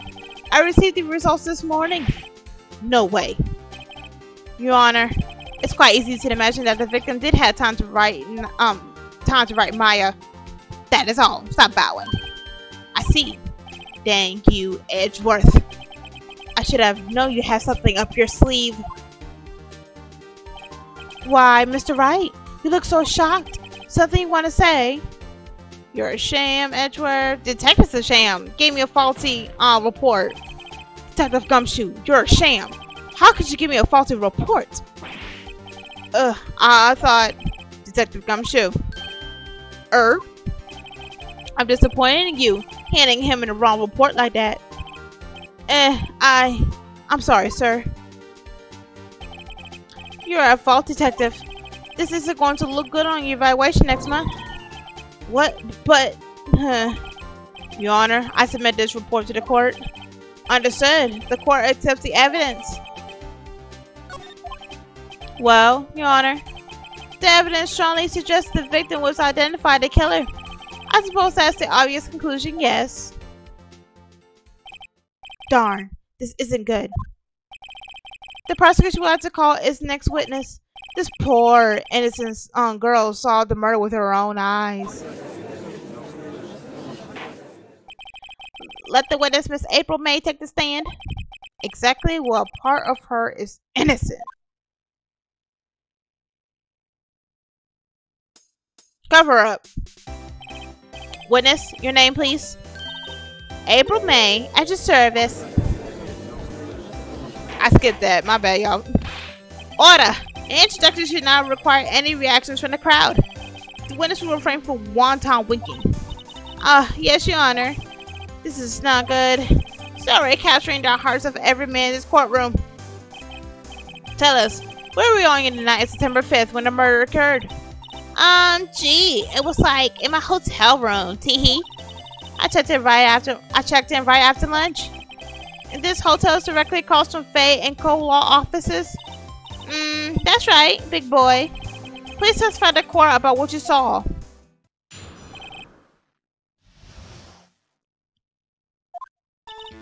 It was like 9 at night. I looked out the window, you know. And then, I saw a woman with long hair being attacked. The one attacking her was a mousy girl sitting in the defendant's chair. Then the woman, dodged to one side and ran away. But that girl, she caught up to her and she hit her. Then the woman with the long hair, she kind of slumped. The end. That's all I saw. Hey yo, I saw that. Chill. That's all I saw. Every little bitty witty. Wink. Well, Your Honor, I see. It's remarkably solid testimony. I don't see a need to trouble the witness. Wait, Your Honor. Yes, Mr. Wright. What about my cross-examination? I thought the witness testimony was just quite firm. Did you? No, you don't think. No, you thought her body was firm. You thought her booty was firm. You thought something else was firm. No. Pay attention with your big, wide eyes, sir. Okay? Look here. Focus in the court. Mr. Wright, I understand.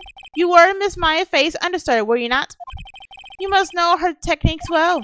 Her cowardly way to find the tiny faults in perfectly good testimonies. I know you ain't talking crap about. I know you're talking crap about my chief. Let me come over this table and knock you out, shall we? Hey, how dare you? Well, Mr. Wright, you don't get to say nothing. I know you lying. Will you cross-examine the witness? Yes.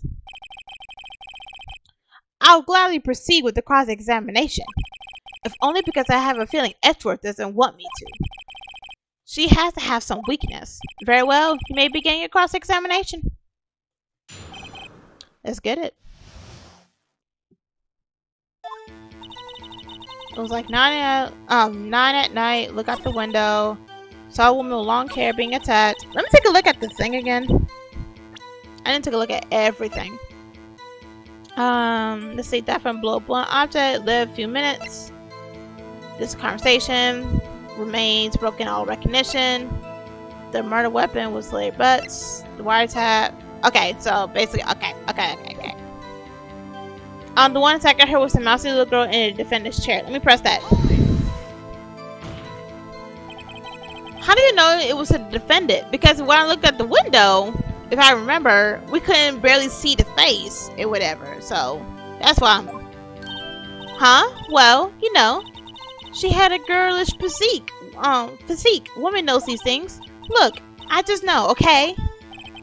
There was only one person I'd seen the crime with a short, girlish figure. The testimony is bulletproof, Your Honor. He's right. Go to the testimony. Hold on a minute. That testimony stinks. What? Miss May, I wanted to beg that you're lying. Are you telling the truth? Did you really see the defendant? Mr. Wright, what's the meaning of this? Yes, what is the meaning of this? Somebody tell me, because I'm clueless. About this, I mean. Okay. If you really had witnessed my client, Maya Fey, you would have noticed her clothes before noticing her physique. Yo, look at you. Ooh, and you twitching too. No one wears clothes like this on a daily basis except her. And I'm no expert on fashion, but her hairdo looks far from normal to me. However, the witness testimony mentions neither of these things. The testimony is bogus. But still, we don't know if she was dressed like that the way night of the murder. She was, Your Honor. I saw her, and so did Detective Gumshoe. What do you say to that, Miss May? Her? What are you trying to say, you mean lawyer? I saw what I saw. I just didn't think all the trifling little details were necessary, darling. Miss May, the court would like to remind you to please omit nothing in your testimony. I'm sorry, Your Honor. I'll be a good girl. I promise. Your testimony again, if you would. Dang, almost had her.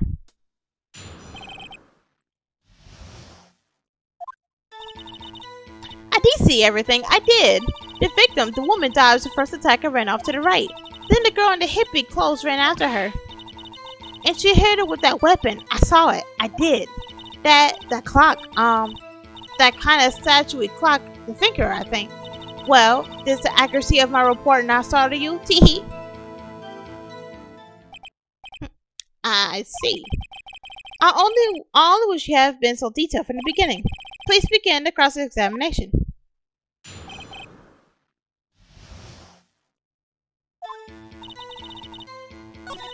The victim woman dodged first attack around to the right. Was there anything based on that?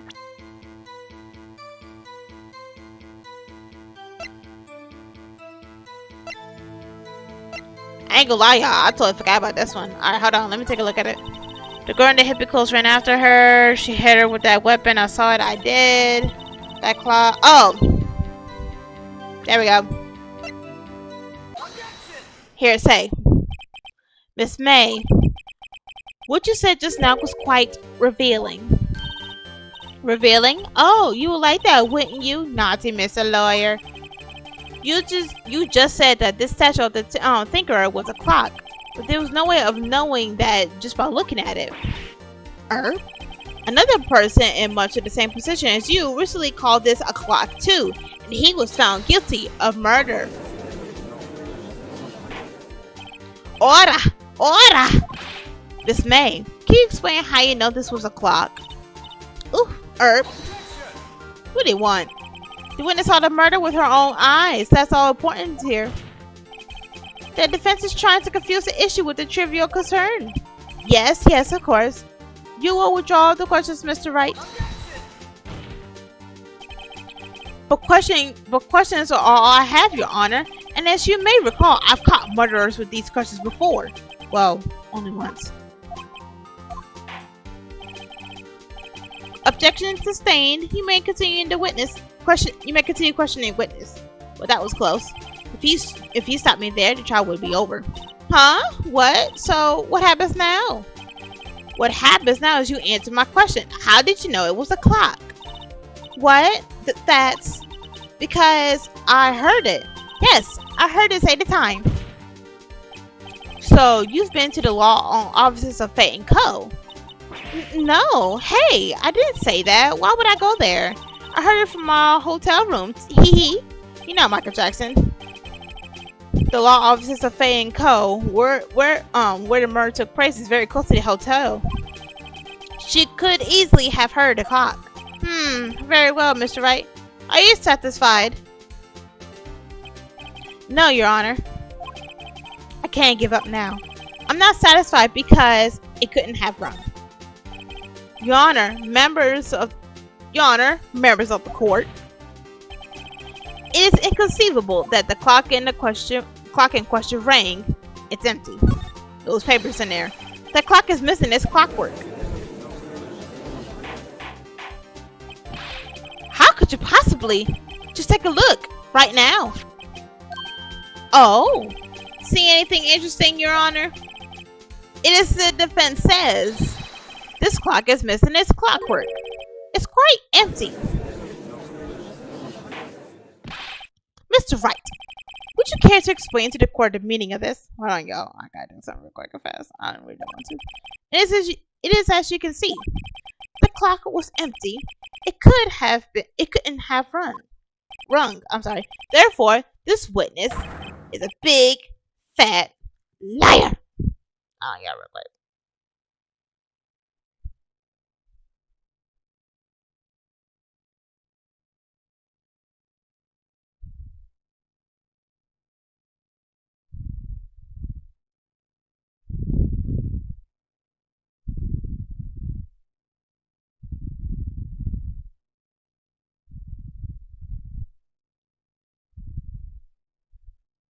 I'm good.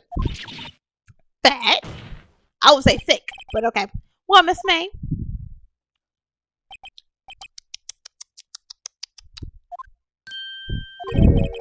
Quite a show you put on for us, Mr. Wright. He knew the clock was empty. Somehow, he knew. I'm afraid you've forgotten one thing. However, indeed, the clock is empty. As you say, it can't ring.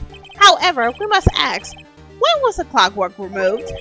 If it was after the witness heard the clock, there will be no contradiction. That's true. That is a possibility. The clock might have been empty after she heard it. That's exactly what happened, Your Honor. Well, Mr. Wright, can you prove when the clockwork was removed? Ho, ho, ho. Impossible, of course. I have proof. What? Wasn't you who told me proof is everything? Well, I was listening. And now I will show you the proof you like so much. The evidence that proves when the clockwork was removed is cell phone. Take a look at this. This very cute cell phone. Ooh, ho, you have a girly phone. Wait, this isn't my phone. Listen, this is the defense cell phone, and it contains a recording. A recording of our conversation she had with the victim on the day of the murder. Order! The defendant's cell phone. This was brought to my attention. Perhaps Detective Gumshoe overlooked it. That good detective better remember he's up for evaluation soon. I gotta say, I'm starting to feel bad for the big fella. Let's hear the conversation. So you just want me to hold on to the thinker for you then? If you could. I should probably tell you, the clock isn't talking right now. Huh? Is that working? That's lame. I had to take out the clockwork out. Sorry. September 5th, 9:27 a.m. Your Honor, I think it makes it clear the clock was already gone by the time it was recorded. Which was well before the witness even arrived at her hotel. Well, Miss May, would you care to explain this to the court? Just how did you know that the weapon was a clock? Well, isn't it obvious? I saw that clock before. What store was it that again? What store was that again? I go to so many. Oops, I forgot. You little, ugh, get say over there. So the witness have seen it before. That would make sense. Does defense have any objections, Mr. Wright? Yes. The witness claims she has seen it before, but this directly contradicts a piece of evidence that's already submitted to the court. Judge, really? We dealt with this last month. We back here, and you still don't know what this is? Oh my God. Well then, let's see it. Please produce this evidence that will prove the Wright has. Please produce this evidence that will prove the witness has not seen this clock. Yes. Let's go. It's simple. This clock was never in any stores ever. What? A friend of mine had made that clock. Only 2 exist in the world, and the one that isn't here is in police custody. Impossible. Everything is sold in stores. Miss May, I think it's time for you went shopping for a better excuse. I love Wright when he said that. Oh, excuses not on sale today. Oh, look at her. She about to transform. Ooh, we hit her. Hey, yo! I ain't gonna lie, that still scares me. What is it to you, porcupine head? That stupid clock doesn't matter, okay? She did it. If she could, she did it. If she should die for it, die! Whoa! Let's not get ahead of ourselves. This is a court of law, and the witness will remain calm. Oh, ho, silly me. Did I, like, lose it? Okay, Celeste from Danganronpa, let's get it. I guess I did it, tee-hee, wink. Scary. Miss May, let me ask. Tell me, how did you know the weapon was a clock? And she don't want to say nothing. And she looking at me like that, ew, no. Oh dear. Does the defense have an opinion on this behavior? Okay, this is it. Yes, Your Honor. Allow me to explain how I see the truth of the matter. Miss April May, you knew the weapon was a clock because you held it, you had heard about it. The witness had never held the clock in her hand. However, she had heard that it was a clock. She heard? That is correct, Your Honor. There is no other way she could have known the thinker was a clock. And I can show you the proof. Well, this is interesting. Let's see it then. Show me evidence proving that the witness had heard the murder weapon was a clock. Ooh, the wiretap. Have a look at this. Oh God. I'm not glad that scared me too. I forgot about these things she keep pulling out. Oh my God. That. I found this in Miss May's room. Mr. Wright, please explain to the court what is this? Miss April May, you were tapping the victim's Miss Maya May's phone, weren't you not? Ugh! Oh my God, that just makes me y'all. That just creeps me out. Your Honor, this is irrelevant. I'm not entirely sure it is. Objection overruled. It troubles me that our witness was in possession of a wiretap. This is outrageous. Does the defense truly claim that the witness was tapping her phone? Absolutely. Even if that was the case, which is not, you still have to prove one thing. Did the victim ever say that the weapon was a clock on the phone? Can you prove that? I think not. Oh yeah? I think I can. It's simple. What? Here's my proof. The proof that the victim said on the phone that the weapon was a clock is... I presented the defendant's cell phone. Yes, we've seen that. Listen once more to the conversation between the defendant and the victim. Maya, what's up? You haven't called in a while. Well, actually, there's something I wanted you to hold for me. Again? What is it this time? It's a clock. It's made to look like the statue, the thinker, and it tells you the time.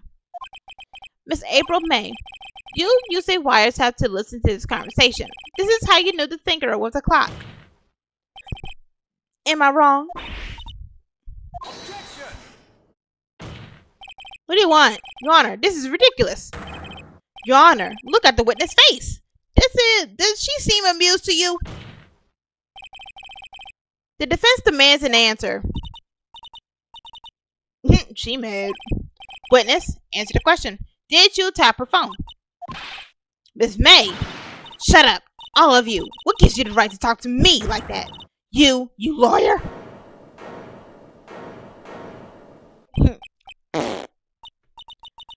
It's no fair. All of you can't get up on me like that. Oh, so I'm the bad girl, is it? Is that it? And now she crying. Sucks to be you. That did it. The court seems to real Miss April May now. Now to deal with the final blow. Why did you wiretap it? Why did you wiretap her phone? Answer the question.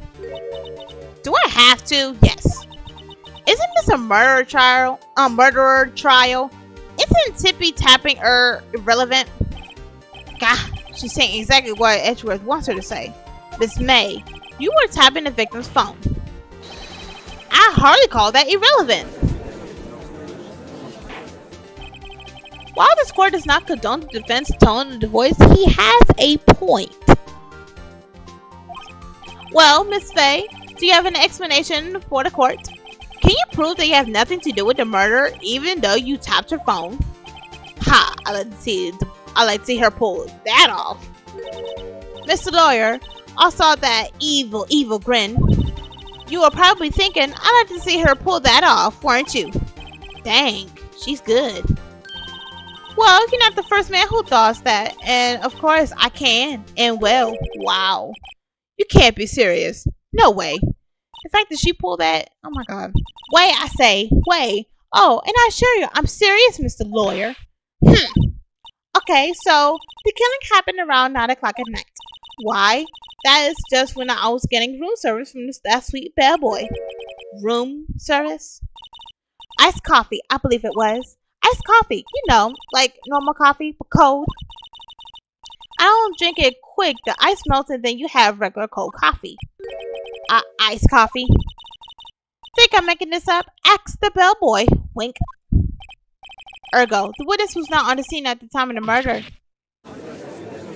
No, we're calling him up. So, where does this leave us? It is my great displeasure to inform you that the witness appears to have been tapping the victim's cell phone.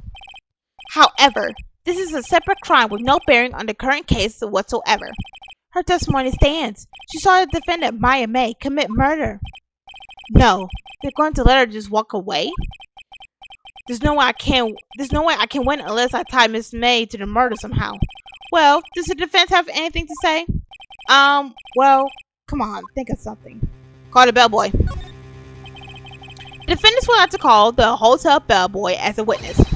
There's something suspicious here, and I'm gonna get to the bottom of it. I think you suck it quite low enough already. I object to calling the bellboy. Why? What's your reason? Because I hold that the wiretapping had nothing to do with the killing. However, if you agree to one condition, I will consent to calling this witness. Condition? If Miss April May's alibi is not called into question after you examine the bellboy, then you will recognize that Miss April May was not the killer, thus she is innocent. And thereby you must also accept the verdict of guilty for Miss Maya Fay. That is my condition. What? I better find something suspicious in that bellboy's testimony. Otherwise Maya will be declared guilty on the spot. What should I do? Accept it. Alright, I've got nothing to lose, except for, well, everything. Understood, I accept your condition. Fool. You fell right into my trap. Wait. Very well. The court calls a hotel bellboy to the stand.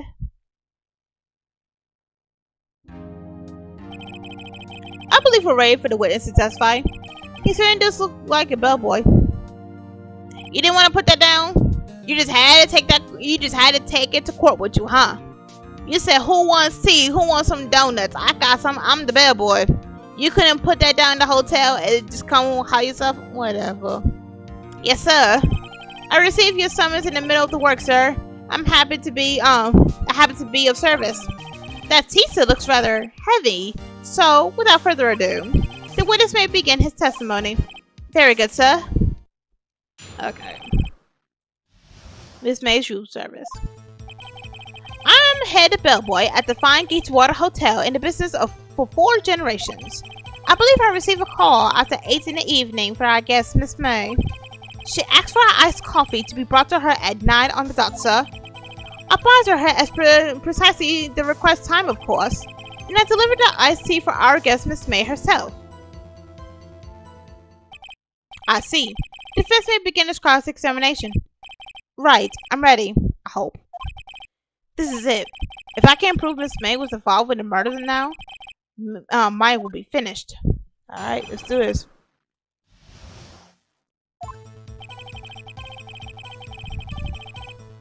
Hey, Mama. Can you tell Ashton can I have some bottles of water? Thank you. I received a call after 8 in the evening from my guest, Miss May. Let me question that. Are you sure it was Miss May on the phone? Absolutely, sir. How can you be so certain? I checked Miss May in personality, sir. Not only did I see her in all of her stunning radiance, but I also heard her voice. And then I saw them, and I the point being, I remember her quite well, sir. Yes, what then? She asked for the iced tea to be brought to her at 9 o'clock on the dot, sir. Let's press that. 9 on the dot, you say? Yes, I confirmed that detail several times. She was watching a program on TV and wished to drink after she finished, sir. 9, the time of the murder. Okay. I brought her at the precise requested time, of course.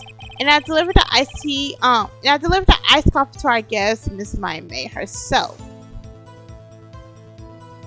I don't know. Spellboy wouldn't have a reason to lie, but I have to find something to use in his testimony.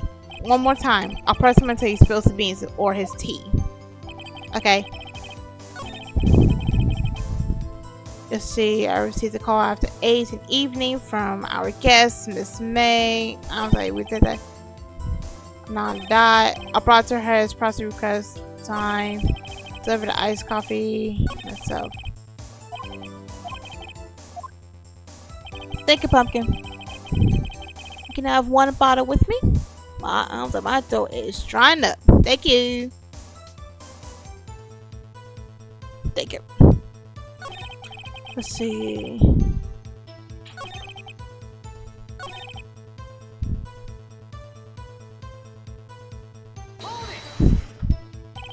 Precisely 9 o'clock then. Precisely, exactly, most definitely, sir, 9 o'clock p.m. How can you be so sure? Miss Ming was quite insistent that it would be brought then. Oh, bad boy, teehee. And I like iced coffee at exactly 9. Something like that, sir. Therefore, I knocked on the door at the crack of 9, sir. Why would she be so particular about the time? Then I delivered iced coffee to our guest, Miss May herself. Alright, let me just do this one, and I don't know. Are you sure it was Miss April May herself? Absolutely, sir. Absolutely. Absolutely? Yes, sir. I said so very absolutely, sir. It's an endearing mannerism of mine. How can you be so very certain? Well, when I brought the room service, sir, she, the guest, sir, favored me with an embracer, sir. Embracer? Is that French for embrace? It's French for kiss, sir. But not a French kiss, sir. More of a peck on the cheek. Why would she have done that? I believe perhaps she was momentarily swayed by my prim demeanor, sir. It was a moment I shall never ever forget, sir. Sounds pretty fishy to me. I think Miss May was up to something and wanted the bellboys to remember her. It's no good. There's something there. Is that it?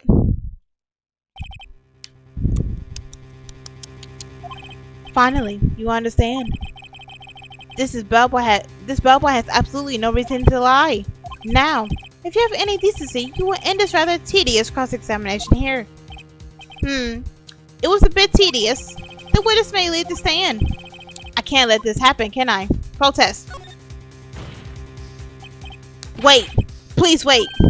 Yes, this defense has something to add. One last question. Let me ask you one last question. Your Honor, I must object. This charade of justice has gone long enough. Sorry, I'm thirsty for all that reading. Now, Mr. Edgeworth. Alright, Mr. Wright. I'll give you one more time. I'll give you one more question, that's all.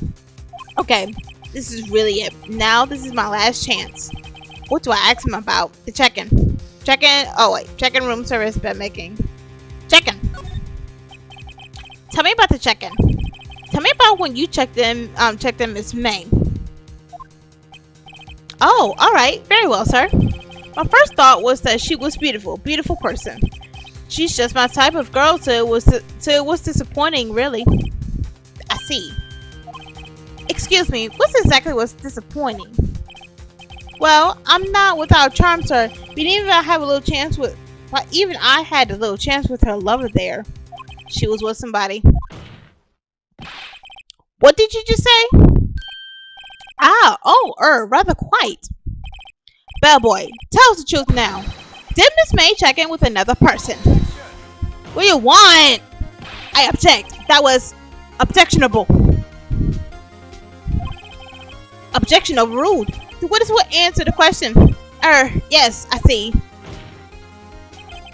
Why did you not mention this in your testimony? Well, sir, you didn't ask. Nice try. That's the sort of thing you're normally supposed to mention. Yes, quite. Indeed.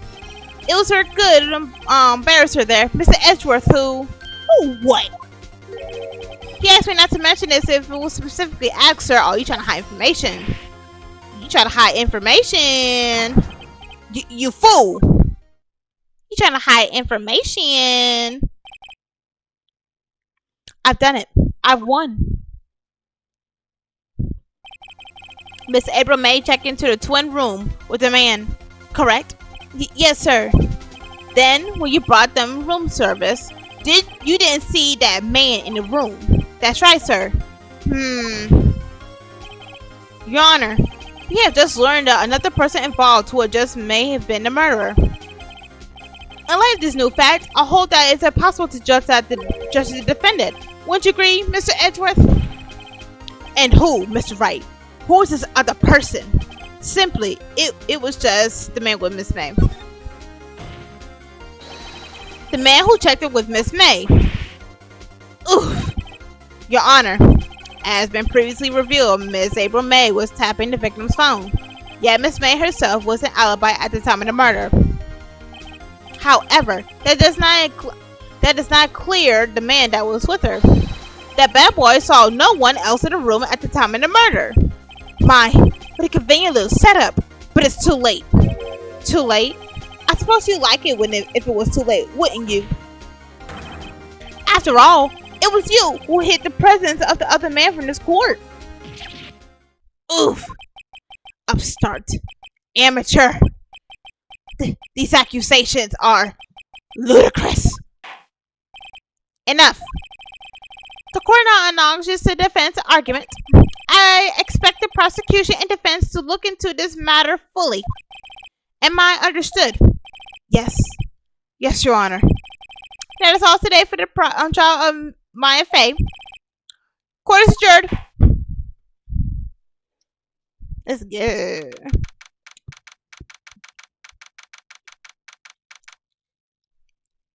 Oh, Jesus, all this talking.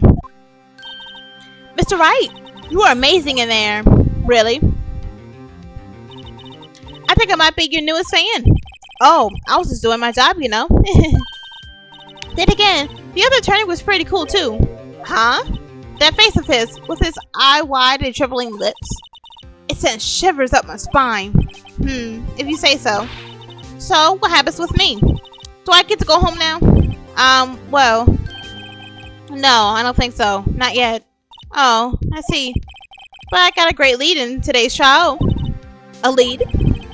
That man with Miss May, he's the key. Oh, I get it. What happened to Miss May after that anyway? I heard they arrested her. I guess she's learning her charms won't work anymore. She's probably at the detention center now. I may have to go down there later. Anyway, this case is far from closed. Yes, sir. I'm going to find out more about this man. Do you think he was the one who... Maybe so. Sis, don't worry. I'll find him tomorrow. I promise. I'm counting on you. Let's do it. Ask for a full record for April's main testimony. I thought it might come in handy during the trial tomorrow, but now that I have it, I'm not so sure. Most of her testimony was all lies. In fact, there's only one part of it that's been stricken from the record. Attack, ran to the right, but struck up. Okay. I don't know how much good this will do me at all now. Anyway, time to hit the pavement and do some investigating. Maya doesn't belong in that detention center, and it's up to me to set her free.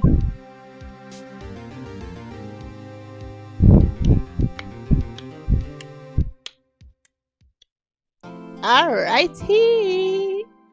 Save your progress up to this point. Yes.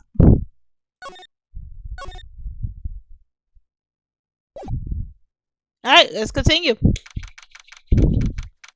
September 7th, 311, Detention Center, Visitors Room. Well, hello. I didn't expect anyone to visit me in such a dank place as this. It's really quite moving. She scared me. Nah, you sticky lawyer. I hope you die. Have you come to laugh? Yes, laugh at the fallen Miss May. No, not really. There's something I wanted to ask. Unfortunately, there is nothing I want to be asked. Have you done enough questioning, you spiky head? Here we go again. Please, you're scaring the security guard. So, what is it you want to wish to ask me then? Bipolar. For starters, how did you get to be so totally whacked? That's what I want to talk to you about. What is it? Your attitude. Come on. Say, why are you so angry? I mean, you don't look like a bad person. Oh, that doesn't bottom feeding scum sucking lawyer. Bottom? I can't tell. Does she have a thing against lawyers or against me? Wiretap. Why did you place a wiretap on Mia's phone? Aw, we say it like that, it sounds so cold, so criminal. Tapping people's phone is a crime, Miss May. Oh, I suppose you learned that in lawyer school, creep. This woman is impossible to talk to. That man. About the man who stayed with you in the hotel room. Can you tell me about him? Where is he? Come on. No way, Jose. Maybe if I had something to get to talk. Alright, so she ain't talking at all. No, we had nothing to present. Alright, so we gotta move. Alright. September 7th, Gatewater Hotel, room 303. Ah, welcome, sir. Quite the performance today, if I dare say so myself. Oh, thanks. Sorry for putting you on the spot like that. No, not at all, sir. Your efforts today can only help the Gatewater's rep, as they say. Huh? Rep? Yes, our reputation will swell as a hotel where the murderers used as a wiretap. We could charge a premium for the room, of course. It will be great for business, sir. Whoa. Miss May hasn't been charged with murder. I, too, will become famous. The bellboy who brought the murder iced coffee. Why do I feel like we're both stuck in the same bad dream? So you are not on a guest. Please let me know if there's anything that I can bring you. Alright, talk. The man with May. I want to ask you about the man who was with Miss May. Ah, yes. He struck me as real lady killer, if you pardon the expression. I knew it from the moment I saw him. Sir. He and I are of the same ilk. We both carry the sense of danger. There we are in a total agreement.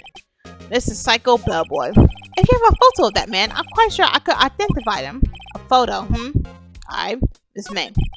About Miss May. Oh, her, sir. Not to boast, but I knew the moment I saw her. She do it, I said.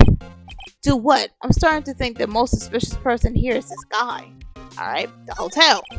Could you tell me about this hotel? Absolutely. And it's on the subject. I have an excellent idea, sir. Currently, this hotel is known as the Gatewater. I propose that we add a subtitle. A subtitle?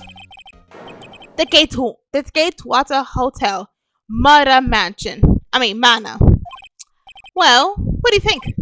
Sounds great. Whatever floats your tea said.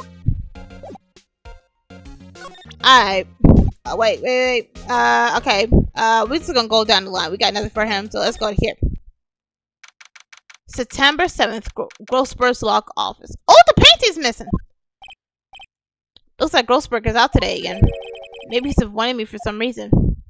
Also, I didn't realize it the first time when I did the chapter 2, but I thought it was here the first time, and then when I came back after talking to Miss May about the purse or whatever, I thought, but it's actually here. Oh, okay. So I didn't pay attention for the first time when I did this. Okay. Examine. Photo. What's this? Old photos. There are 2 lying here. Something's been written in the pencil on the back. DL6 Incident Exhibit A, DL6 Exhibit B. Let's take a look at these. This will be. Yep, that's him. Robert Grossberg have a picture of this man. This might have been a valuable clue. I'll take it for now. I'm just borrowing it. I'll return it later. Alright, let's do it. Alright, back out. Let's go to Gateway Hotel. Present this. Take a look at this photo. That's him, detective. I'm the lawyer. Oh, I know that. I just wanted to say detective once. You know how it is. No, I don't. Without a doubt, this is the man who checked it with Miss April May. How about I write an affidavit? I don't know how to say that. Swearing that that's him. An affidavit? That's this way is good. Excited about this. Just give it to me. Well, sure. Why not? Yes. I've always wanted to write one, sir. From henceforth, I will be known as the bellboy who swore the affidavit. Whatever. Just hurry up and write it. Not even Miss May can play dumb to this. Oh yeah, let's go to her. Miss May. You again. Can you take a hint and stay gone? Hey, the only reason I'm back here is because you won't talk to me. Oh, so it's my fault now. You don't just have spiky hair. You also have spiky heart. That does it. When this case is done, I'm shaving my head. Leave your hair alone, Phoenix. You alright. Let's start with this one. Have a look at this. Look, I said several times, I'm not telling you. Busted. Where did you... Ah, a reaction. This is him, isn't it? What? Who? When? Why? It is him. This is the man this is the man who stayed in your hotel room the night of the murder. No, that's not right. Nice try, Miss Cooperative. Do you have proof that was him? Yeah, proof. Show me proof. I'm so close. I bet.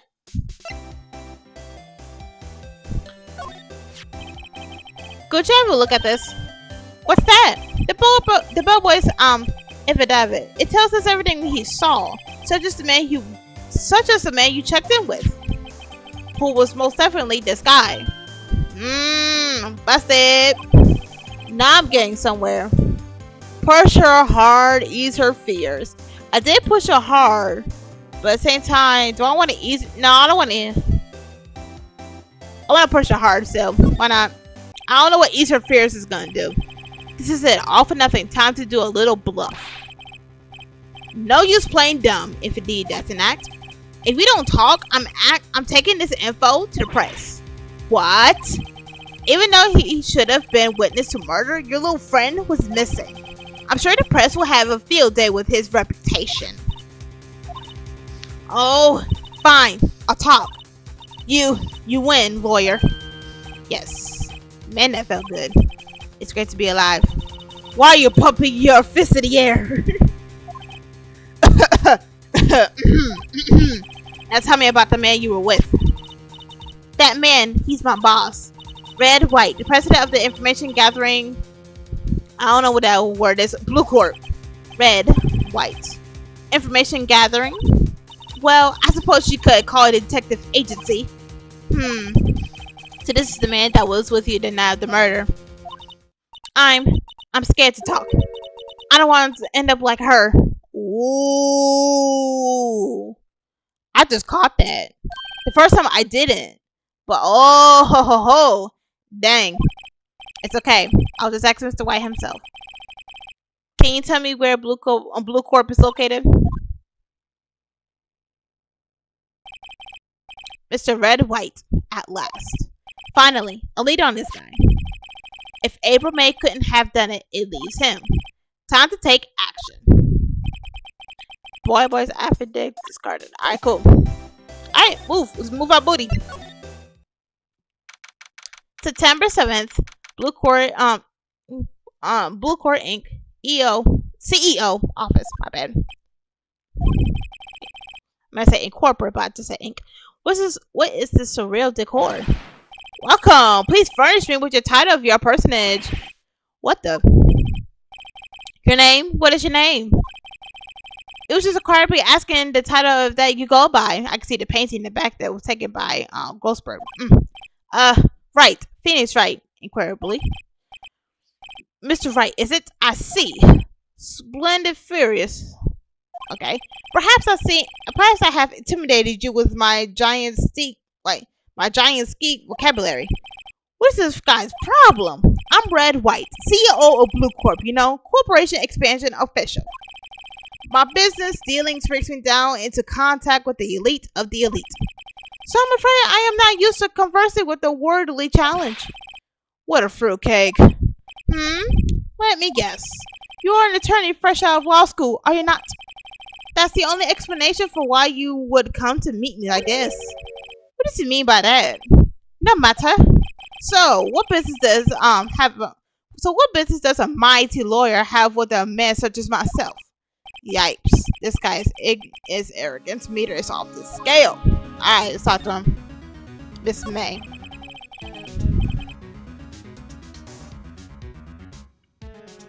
Leave. Miss May is an employee of the Blue Corp, is she not? Correct. She was my secretariat. What a shock if it was to hear what she has done. What she has done. Indeed, she isn't paid to answer phones. Tapping them is not in her job description. She does not gather information for us as part of her duties. But I assure you, we do not condone illegal methods. It's inevitable that she will do this. It sounds like he's trying to turn Miss May into a scapegoat. Yeah, it sounds like it, yeah. On the night of the murder, you were in April May's hotel room. Who could say? I seldom pay attention to the mundane details such as time and place. My motto is, don't worry, be happy. Still, Mr. White, the hotel bellboy has stated on the record that he does remember you very clearly. No matter, the bellboy can say whatever he pleases. I still won't talk to you. If you want to speak, put me on the witness stand. Although I thought you would be capable of doing that. He raised a good question, actually. Why did the prosecution call him as a witness? He should have seen the same thing as April May. Oh, ho ho. The police, the courts. To me, they are mere toys, playthings for my amusement. Alright, talk about Blue Corp. What kind of company is Blue Corp anyway? Excellent question. We buy and sell various kinds of information. We are a company for furniture, you might say. We are the future. Sell information. In just 10 years, I built this place up into the grand office you see now.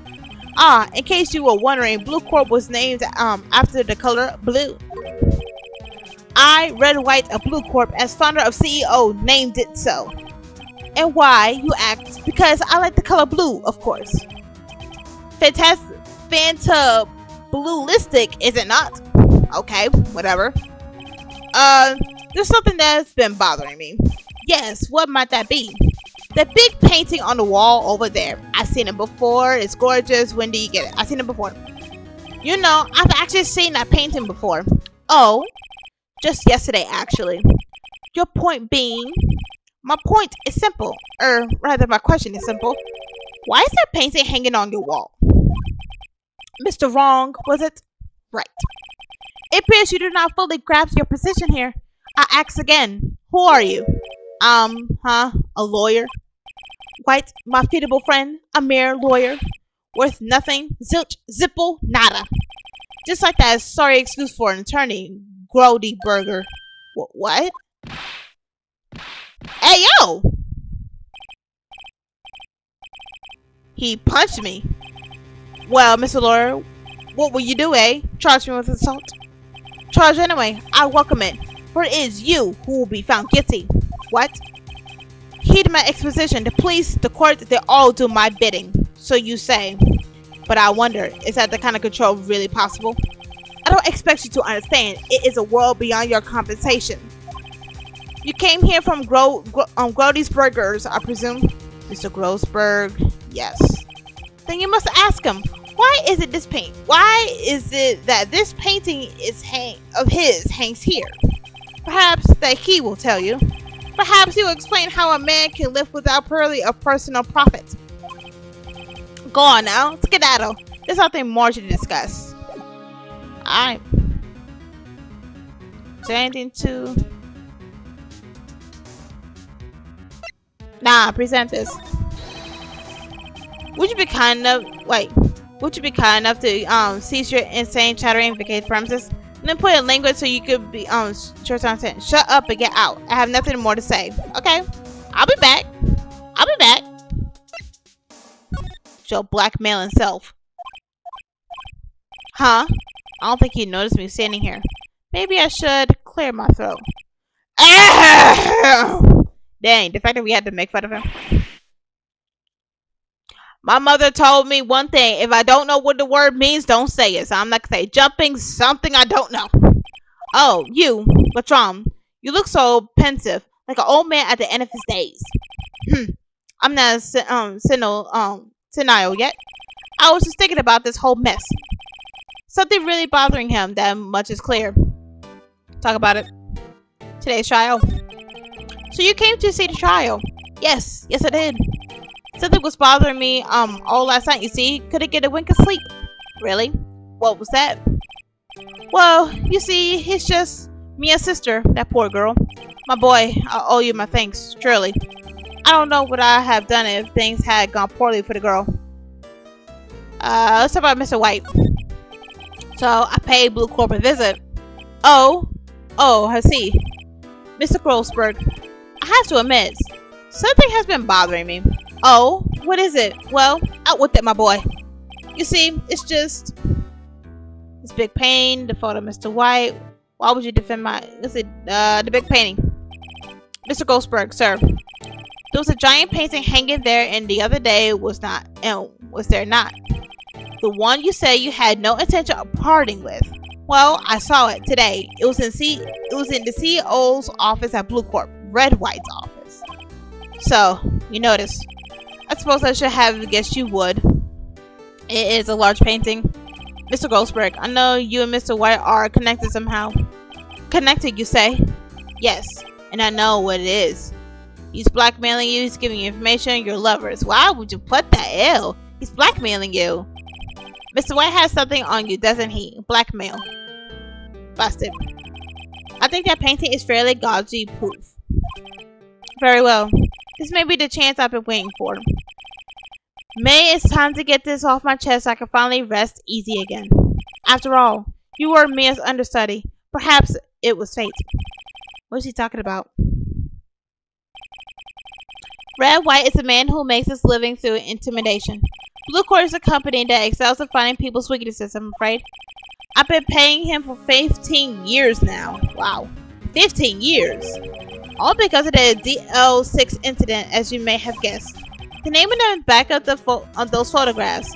As you suspected, I could not stand in defense of Maya because of this. Why would have destroyed me if I did? So that's the connection. Is it hard for me to tell you this, my boy? Well, arresting Red White will be the nigh on impossible. Impossible. Why? He has information on everyone. It gives him an iron grip. He owns judges, attorneys, prosecutors, police, and politicians. What? They are bound, unable to do harm to themselves, and therefore to him. Don't look at me like that. What you see is nothing more than the way of many years. DLC's. You know what? Let's talk about it. What's the DL6 incident? DL6 is nothing more than the sorting code for police gave the case. It was 15 years ago now. I received a request from a medium, a spirit medium. A medium. Her name was Misty Fay. The mother. Indeed, she was Mia's mother. She has been investigating a murder at the best quest of the police, and she failed. As a result, the police called her a fraud. This is what Maya was talking about the other day. I did all I could for her, and in the end, cleared her for wrongdoing. Their murder case, however, remains unsolved to this day. That case is the D06 incident. Your refusal. I asked you before, but why did you refuse her request for defense? I think I have the right to know. Oh, right, Mr. Wright? No, I'm sorry. It's just, I need more time to think about it, my boy. He does seem troubled about something. I'm starting to have a feeling I know what it is. But why were you blackmailed over this, Mr. Grossberg? The DL6 incident was top secret at the time. It made sense. The police didn't want people to know they were using a medium. They couldn't let people know. But one person found out. I told them. You told White? He offered me riches. It's an embarrassment to me now. Because I talked. The police were mocking far and wide. In secret, they began to look for the one who sold them out. Of course, White heard about it and he came to me. Only this time, the offer was blackmail. I see. White controls the law of this country as he sees fit. Yet, if you would still challenge him, have a close look at Mia's office. Mia's office? She followed his every move for years. She may have recorded something for what she's found. I bet.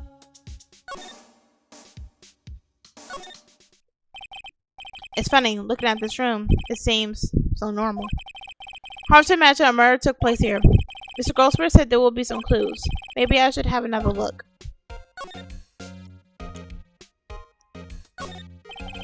Mia's desk, perfectly clean as always. The only thing that's missing is Mia. Oh, let's take a look here. No clues here. No clues here. All the cases the chief ever worked on are filed here. They were in alphabetical order. Let's take a look. Which file should I look at? A through I, J through S, T through Z. What did I look at last time? Let's do A through I because it says DL6. So let's take a look. Let's see if there's an A record in this file that catches my eye. I actually like that. A, B, F, Misty Faye. That's Mia and May's mother. So I take a look. Read it. I've tarnished the Faye name, leaving only these words: my mother vanished. It was determined to find the one who had my mother blame herself in this way. Using the power that runs in my family, I held an audience with the dead. Finally, the name of two men surfaced. One was Marvin Grossberg, a lawyer who sold my mother information for riches. The other one was the man who sold that information to the press. This parasite who makes his fortune on threats and coercion. I keep forgetting how to pronounce that word. I ain't gonna lie. Coercion. His name is record stops here. To me and New Grossberg. Alright, take a look again. Let's do J through S. Hold on, y'all, real quick. Hold on, real quick and fast, y'all.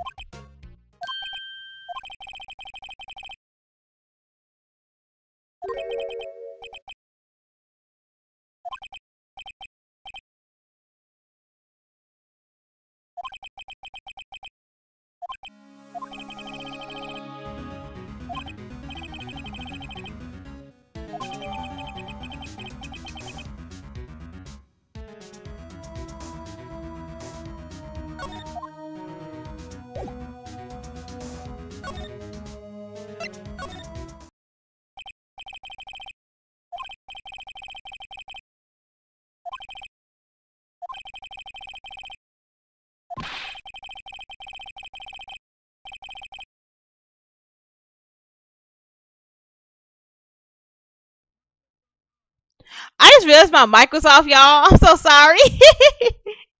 I'm about to cut that. I just realized my mic was off. Oh my god. So whatever y'all see, basically, I'm sorry. So let's get to it. I'm sorry, y'all. But since the message has not yet penetrated to your thick skull, stop bothering me. And like I was saying before, I had to do something important. That's why my camera was cut off. So I'm very sorry, Dad. Yeah. If you try my patience further, I fear a nasty accident may occur. Do I make myself clear? Transparent. Say present. I present this. This is the only clue that Mia's left me. I better make this one count. Mr. Wright, see this? It's an article describing the suicide of a politician. He was embezzled secret government funds. Then, one day, word got leaked to the press. The very next day, he took his own life. And this concerns me how. I found this article in Mia's office. Miss Mia. She has file filled with articles like this. Every one of them was labeled with the single word, White. Mr. White, I know what you did to this politician. You bribed him, you spied on him, you blackmailed him. You were blackmailing him. Blackmail. Not just him, either. You were threatening and coercing hundreds of others. You were involved in all the suicide cases that Mia investigated. This company is built on blackmail. I'm right, aren't I? What a bizarre accusation. Mr. Wrong. What is it that you should be doing now? Investigating me? No. I think not. You should be searching for the one who killed Miss Mia. Secretary's office. Hello. Mr. Wrong will be leaving now. Yes, sir. I'll be sending someone right away. Wait a second. Mr. White. You're wrong. You're wrong, Mr. White. Excuse me? What I should be doing now is going after you. Just what are you insinuating? Mia was on to you. She was keeping tabs. For this reason, you had an April maid tapping her phone.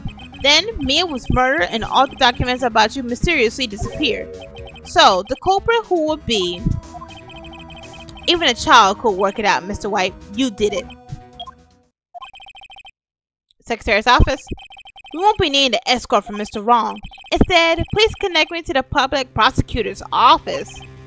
Of course, sir. One moment, please. White, is that you? Oh, what are you doing calling me in a time like this? Hello, Chief Prosecutor. I've changed my mind. I want to testify tomorrow. What's this about? The Mia Fey case. I witnessed a murder, you see? And thus, as a very important witness, I would like to testify. What? Why now? I thought you said you didn't want to go to court. Quietude. I told you I changed my mind, didn't I? Oh, and one other thing. Send the police over here right away. The man is standing right here in front of me. He looks dazed. It could be violent. What? What man? Are you even listening? The executioner. The hatchet man. The liquidator. The killer man. What? Mr. White. This isn't another one of those. Chief Prosecutor.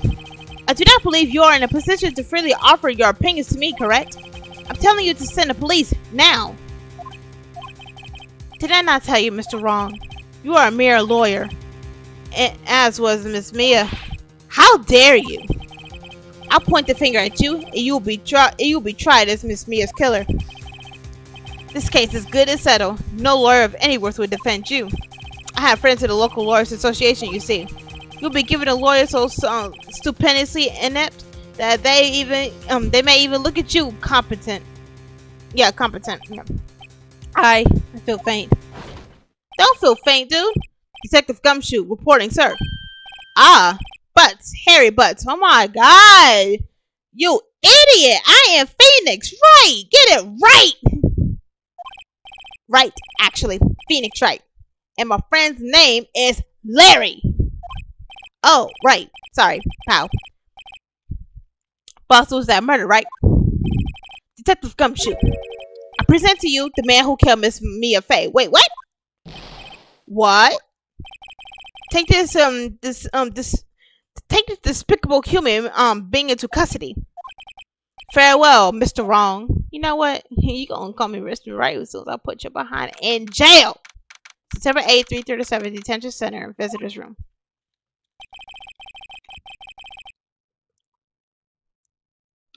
I can't believe it's only been a day since the first day trial. I'm not gonna lie, y'all.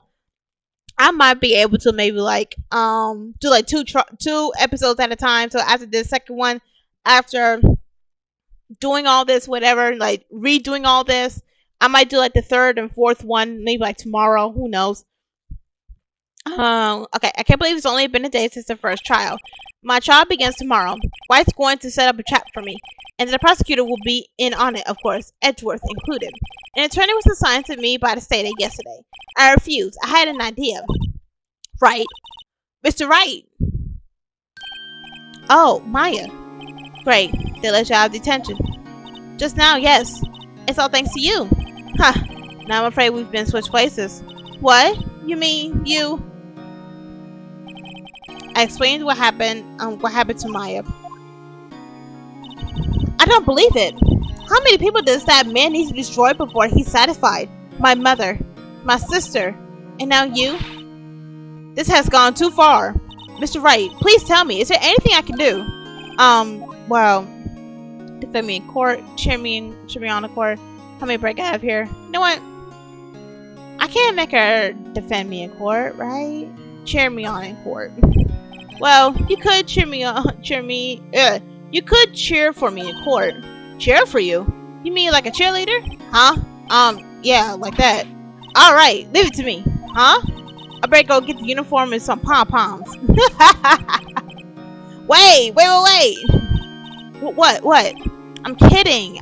It was a joke. No way. No, really, I was kidding, but thanks. It's good to know you're on my side. And there really isn't anything you can do for me anyway. But I can't just sit here and do nothing.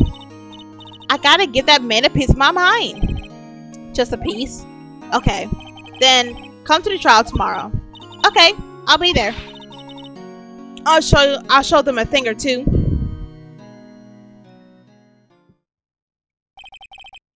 Times may change, yet with crime is the same old story. In fact, it's gotten worse. Lengthy court proceedings are no longer realistic. Beginning a few years ago, limit of 3 days was put into initial court trials. Almost all finished in a day, most with a guilty verdict. I never thought I would end up in a defendant's chair myself for this case. With the true culprit appearing as the star witness, this is it. Tomorrow it's me or him. To be continued. We're gonna continue it. We're gonna finish this chapter, and then I might be able to like stop it, whatever. But if it does come to a point, if nobody's gonna play like Dead by Daylight with me, and if it becomes maybe like a very short, if it does become like a very short trial, I mean not short trial, but a very like short game or whatever, like when nobody wants to play, whatnot, I might do just one episode, maybe. I'm saying that maybe. I'm not saying it for certain and guarantee, but yeah. Overwrite this save, select data, yes.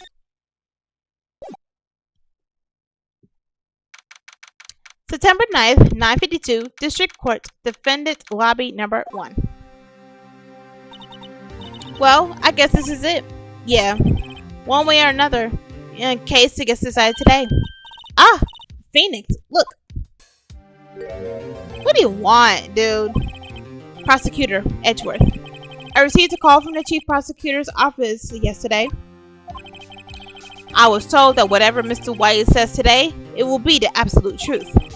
No matter how you try to attack his testimony, if I raise an objection, I have it on good faith that the judge will listen to me. What does White have to judge in his pockets too? So you're saying I'm going to be guilty, end of story. I would do anything to get my verdict, Mr. Wright. Anything. Why? How can we so torment an innocent person like this? Innocent? How do we know that? The guilty will always lie to avoid being found out. There's no way to let who's guilty and who is innocent. All this I can hope to do is to get every I cannot speak because my voice is so dry.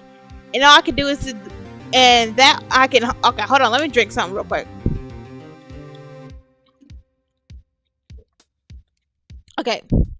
All that I can hope to do is get every defendant declared guilty. So I'll make that my policy. Edgeworth, you changed. Phoenix, you know him? Don't expect any special treatment, Phoenix, right? Phoenix.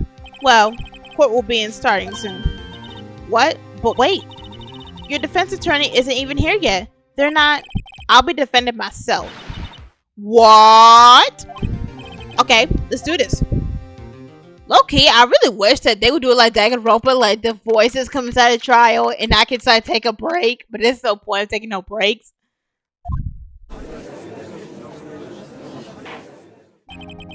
Court is now in session for the trial, Mr. Phoenix Wright. The prosecution is ready, Your Honor.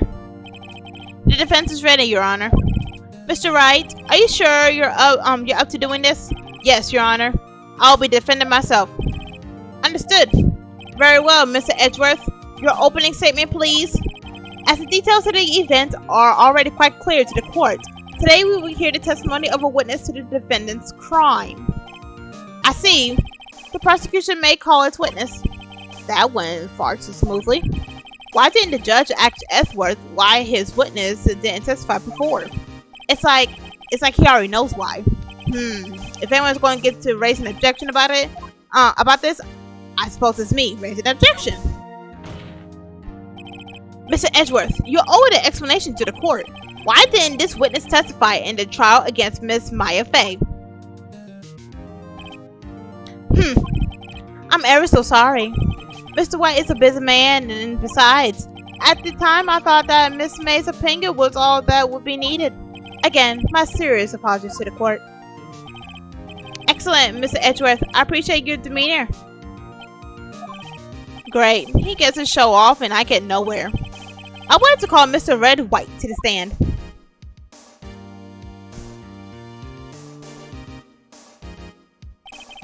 Please state your full name. You should know the title of our personage? Really? Your name? Yes, that is what I said. Oh dear, do my locution's confused. Name! These two are great together. My name is Red White, but my friends call me Blanco Nino. I am the CEO, or to use a more common term, the president of Blue Corp. Did you know the victim, Miss Mia Fey? That will be a negatory. No, I did not. You were at the Gatewater Hotel the night of the murder. Correct. And you witnessed the murder from there? Ahem. Why tell you what you already know? Very well, Mr. White. You may begin your testimony. If I can rip this guy's testimony apart, I'm done for. Why do I always feel like it's the like the end of the world and I'm the last man standing? Ho ho ho ho! What is everybody saying all this like they Santa Claus? I hope you have made your peace with God, Mr. Lawyer. Okay, look here. Let him have it, Phoenix. I start your testimony. Witness account. Let's see. It was about 9, I believe. I was quietly pursuified, that's reading to you, some papers by the window. Then I heard a bed lamp coming from outside. Surprised, it turned to look at the building across the way. Then I saw him, a spiky-haired man attacking a woman with long hair. Needless to say that the man was none other than you, Mr. Lawyer. I called Miss May over at once. She too was flabbergasted, of course. The victim, she ran away, but you gave chase. Finally, there was a terrible impaction. Then it was all over. If things occurred as you say testified, then I'm afraid that the defendant is guilty. Very well, defendant. Mr. Wright. Your cross-examination? Yes, Your Honor.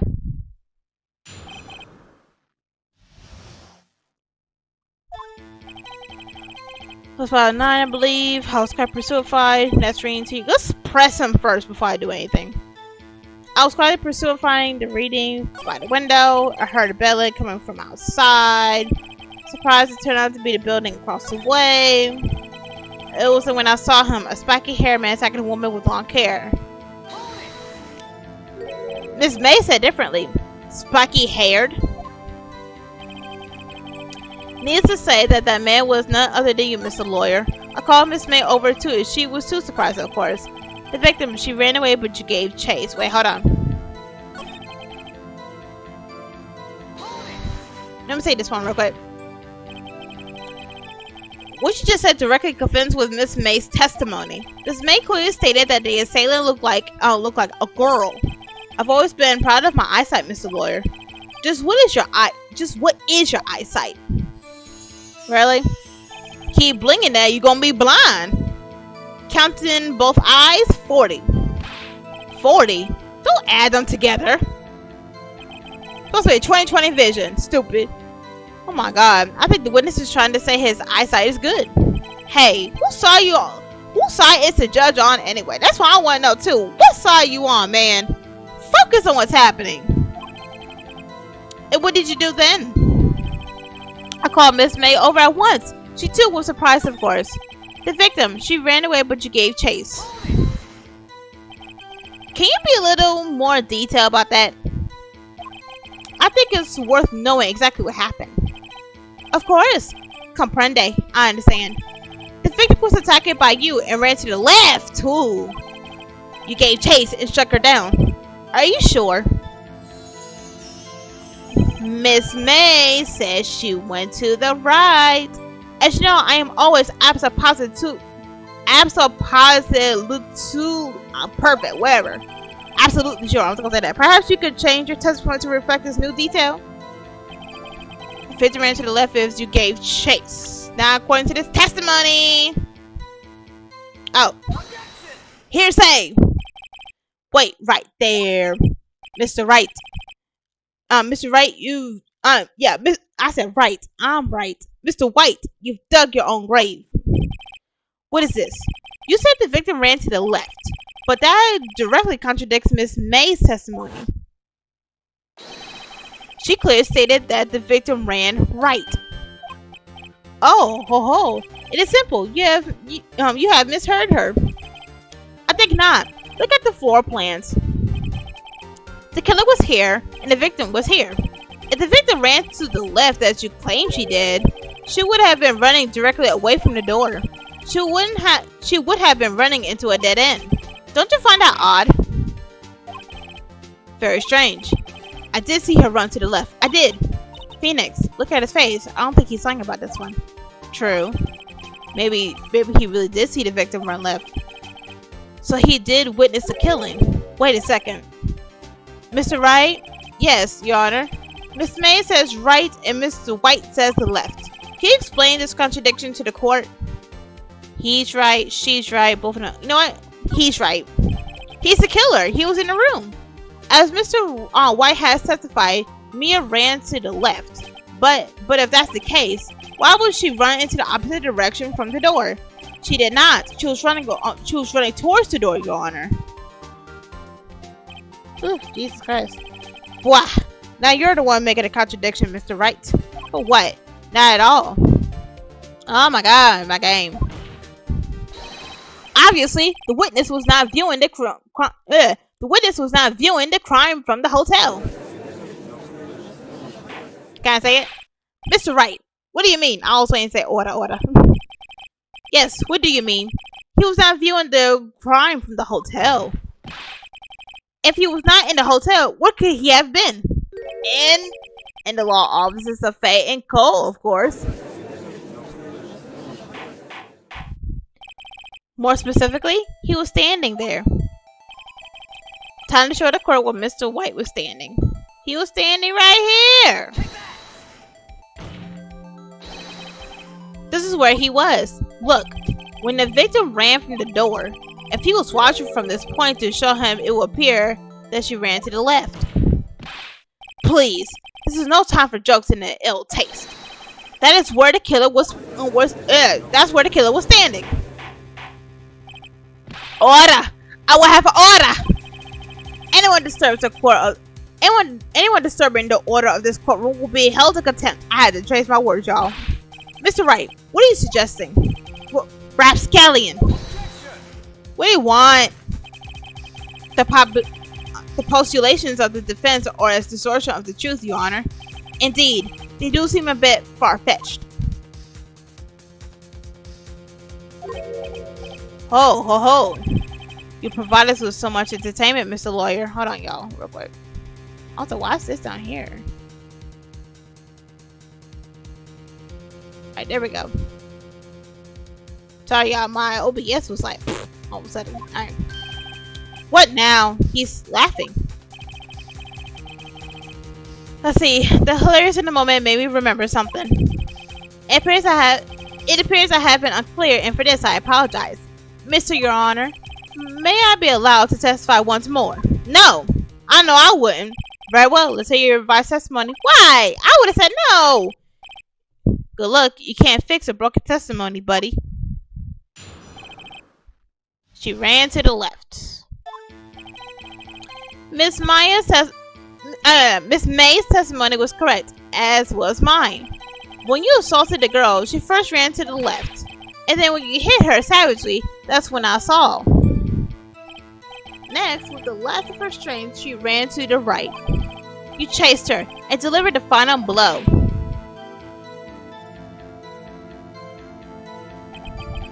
That is what Miss May saw. You see, you hit her twice. Nope, I hit her once. No, I didn't. He hit her once. What am I saying? Don't you remember, Mr. Lawyer? Oh, I remember. You hit her one time, not twice. That does seem to make sense.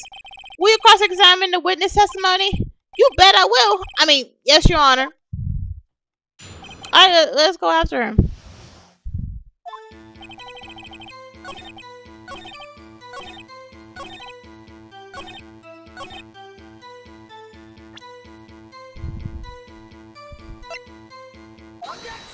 Hearsay. Mr. White. The victim died from a single blow. What do you have to say to that? Now's my chance to hit him where it counts. Mr. White, what is it you who told this court you are absolutely perfect? I will refrain from using that phrase from now on. Your Honor, if you could ask the witness for a new testimony. The witness is absolutely confused, Your Honor. I would like to request a 10-minute break. Heck no. Yes, quite. Exactly. The witness is confused because he's lying. I'm emphatic.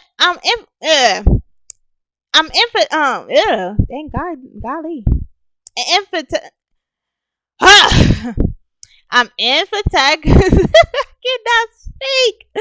Whatever that word is, request that there will be no breaks, Your Honor. Yeah, we want justice. We want justice. Don't you let him get away. Very well. If the witness would care to revise his testimony, the crowd's on my side. No slipping out this one. There's no slipping out. I cannot read, y'all. No slipping out of this one now, White. Mr. White?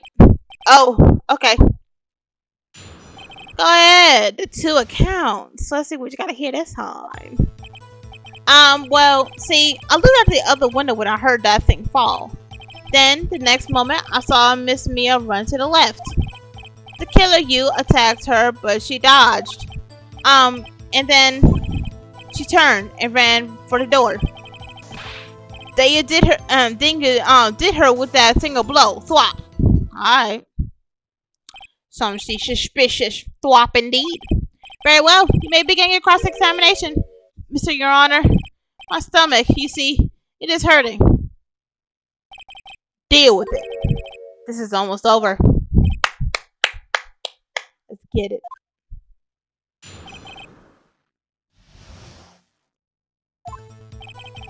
Well, let's see, I looked out the other window when I heard that thing fall. The next moment I saw Miss Mia run to the left. Think you attacked her, but she dodged. She turned and ran from the door. You know what? No, I was trying to go. He's probably afraid I'll catch him on something. I was trying to back it up, but it won't be easy. I was trying to back it up. Okay. I looked at the other window when I heard that thing fall. What? I need to be specific. You heard that thing fall? What exactly was that thing? Huh? Oh, that. The glass light stand. Right. The one that had fallen over at the scene. Phoenix. There's something, this is something that struck you, as odd? Yes, that's very odd. Yeah, that's very odd. I'll press further. Mr. White. Huh? What? You're saying you saw the glass light stand? Yes. Then change your testimony to reflect that. Sorry, my bad. The witness will revise his testimony. Okay, of course. A light stand was lying on the floor when I looked. Then the next moment, I saw Miss Ryan run to the left. Hold up.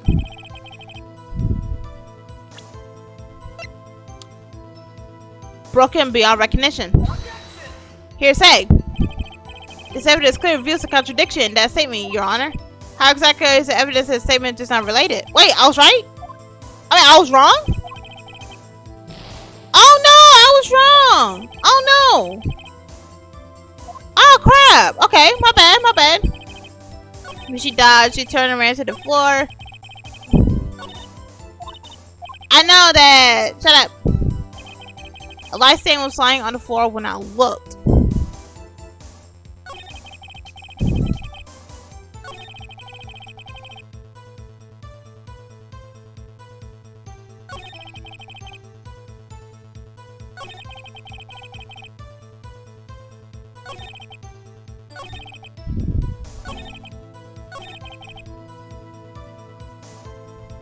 Oh! It's this, ain't it? Okay, I'm stupid. Alright. Mr. White. I forgot a moment, y'all. It was impossible for you to have seen the glass stand. What? Look at this. These are the floor plans to the scene of the murder, yes? Correct, Your Honor. Now, look. If you were to look through the window at the office, please, this is the area you would be able to see. So this is the window view. Oh, here. Well, know that the stand is not within the visible area. Well, Mr. White, what do you have to say to that? Ridiculosity.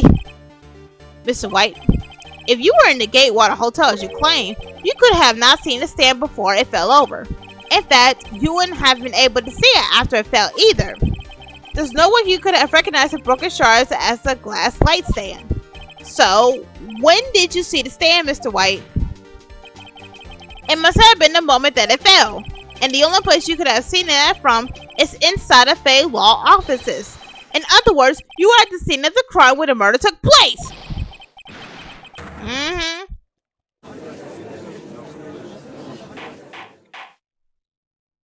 Yep. Mr. White? Mr. Wright? You did it, didn't you? Mr. Your Honor? Miss Mia. Heh, looks like we're about to get our verdict. What? That's far enough, Phoenix, right? What? I've got about Edgeworth. Mr. White, I think the time has come. Shouldn't you confess your crime now? What? What do you mean confess this crime? I said you should confess your crime. Ergo, confess that you placed a wiretap. What? The wiretap. Order! Mr. Edgeworth, explain to the court what you mean by this. Distinguishable members of the court, Miss White is slightly confused. Allow me to explain. I really don't like the way this is headed. As you know, Mr. White is the CEO of Blue Corp. He ordered the secretary, Miss April May, tapped to the office, to law offices of Miss Fay. What does that have to do, Your Honor? The question is, when was the wiretap placed in the office and by who? No, you wouldn't, Mr. White. In order to place that wiretap, you enter Miss Faye's office. Am I correct? Correct. You are most correct, Miles. Give me a break. Yes, in order to place the wiretap, I breached the Faye and Co Law offices. That's when I saw the accursed light stand. Now I'm confused. Please explain to the court what all this means, Mr. Edgeworth. Gladly, Your Honor. Mr. Phoenix Wright has made this position quite clear. He has determined that Mr. White knew the glass stand was in the office. He has shown that there was only one time Mr. White could have seen the stand. At the very moment of the murder. Thus, Mr. Wright would like you to believe that Mr. White was the murderer. I see. However, it's the fact that Mr. White has happened to the office well before the murder took place. When he was to the place of the wiretap, he could have seen the glass-like stand then. Ergo, Mr. Phoenix Wright, there is revealed for the baseless conjecture it is. Mr. White, you will testify to the court about this wiretapping. Oh my God. Ahem. Leave it to me. I feel faint. About to faint again.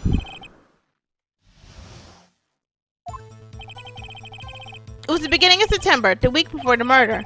I had entered the Faye and Co Law offices. Of course, I had done something to place of the wiretap. That is when I saw this glass light stand. So, you saw the stand before the night of the incident. And this is how you were able to identify what had fallen over by the sound. Correct. That is right. I see. Very well. Mr. Wright, you may cross-examine. I don't know how to cross-examine that. What am I supposed to do now? Good luck, Phoenix. What am I supposed to do on that one? I ain't gonna lie. I totally forgot what I'm supposed to do on this one. Like, I've done it, but I forgot what am I supposed to do. I guess press him? I don't know. It's the beginning of September, the week before the murder.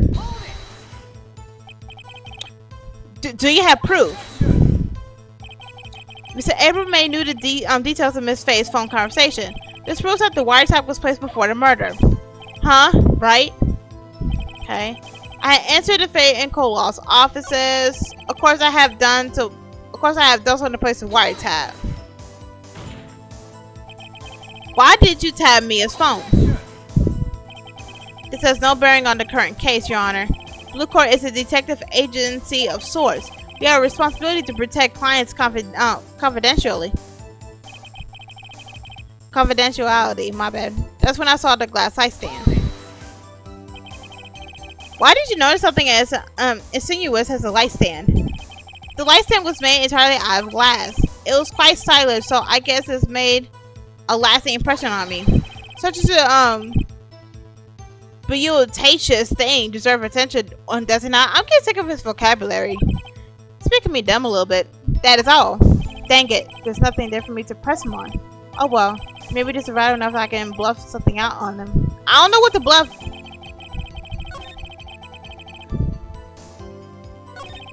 Of course, I had done something to place a wiretap. That's when I saw this place last. Dang it. I don't know what to press, man.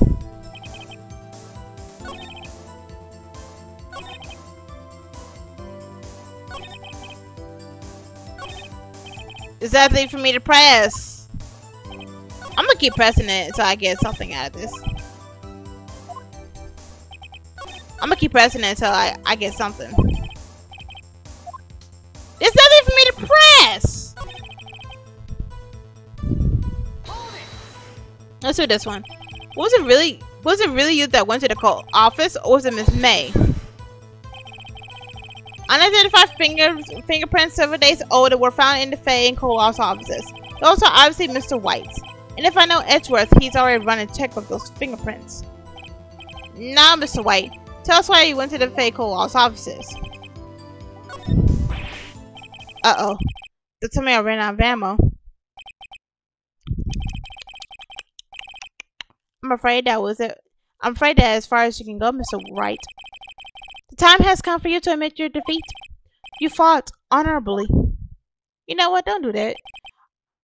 I hate that word honorably. And this is the reason why I hate that word. So basically what happened was, y'all, that it was me, my father, and we was playing Mortal Kombat 11, right? We was playing Mortal Kombat 11, like, what was it, like last year or something like that. And all of a sudden, we was playing with my uncle. My uncle is a very, very an amazing gamer, and he does magnificently when it came to Mortal Kombat.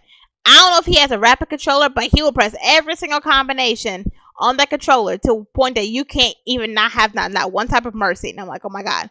Anyway, shout out to Gamer Goat. I think that's his YouTuber name. Shout out to Gamer Goat. Y'all check him out and everything. I'm like, he's a lot of fun. He's very chill and get to chill out with him, whatever. But anyway, what was I say? Oh, right. So we were playing Mortal Kombat with him, and then all of a sudden, my dad basically finally won beating him. Like there was like no point of like winning against him unless we really, really, really try, smashing all the buttons, doing whatever, right? At least like we like figure out like his missteps or whatever, you know what I mean? So I'm like, oh my god. So as much as times my dad finally beat him, my uncle was like, all right, now I should kill you honorably. And then the next match he did, and I was like, oh my god, my dad was so mad he left the game. Oh my god, it was so funny. All right, let's get back to the thing. No more. I can't take this anymore. Mr. Wright, are you giving up? Yes, Your Honor. Phoenix, over here. I know that voice. Mia? Never give up, Phoenix. Mia? He fainted. Where am I? The waiting lobby. What happened? Oh, right. I lost the trial. I was hallucinating. Ah, you're finally awake. Cock! He fainted again. Hey, Phoenix. God, that's no way to greet no friend. Phoenix, I want you to look at me.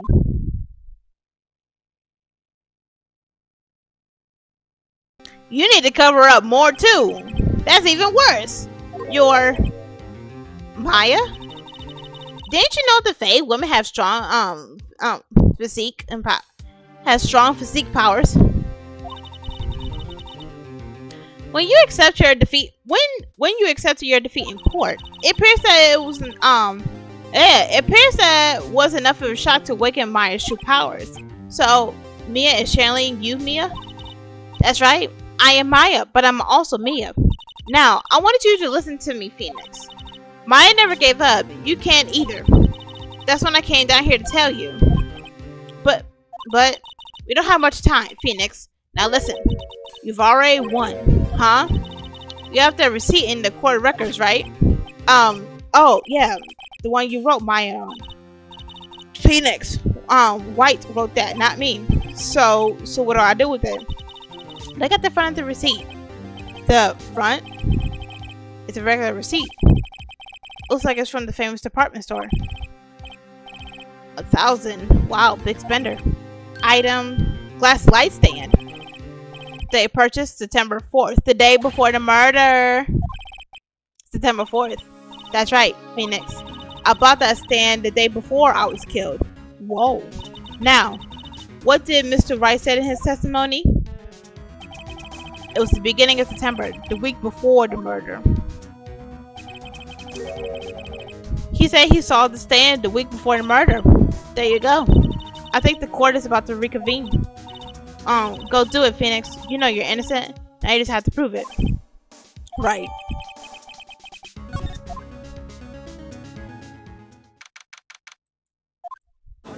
Let's get to it. I ain't gonna talk about it. Court will now reconvene for the trial of Mr. Phoenix Wright. Is the defendant rather... Are you alright, Mr. Wright? Yes, sorry, Your Honor.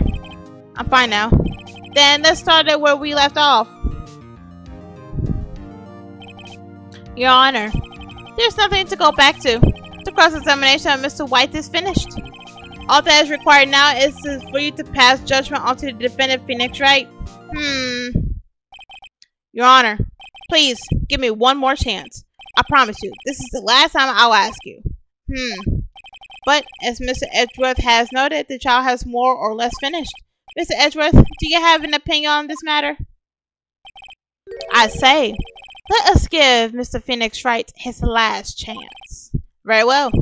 You may begin your cross-examination. Big mistake. It was the beginning of September, the week before the murder. Let's give it to him.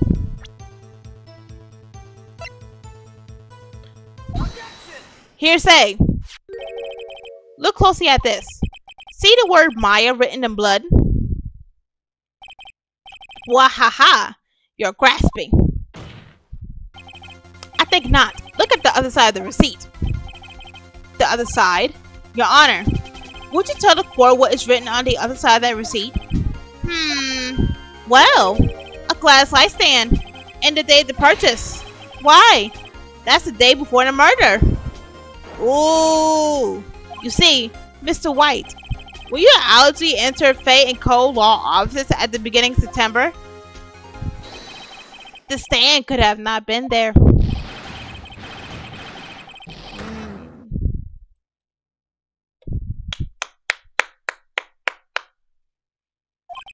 Well, Mr. White, can't get out of this one, can you? No. It's impossible. Uh-oh, he's losing it.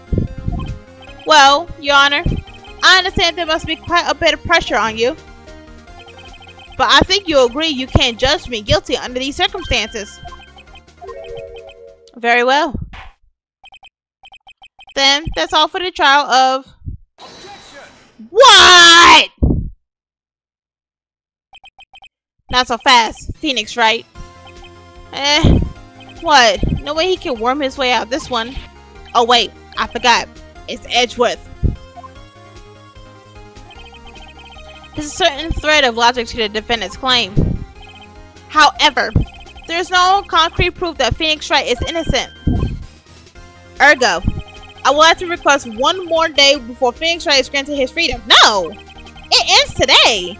I need time to make one more inquiry into this matter. Another inquiry? This is going to be another one of those updated autopsy reports. This guy just makes up evidence as he pleases. This is bad.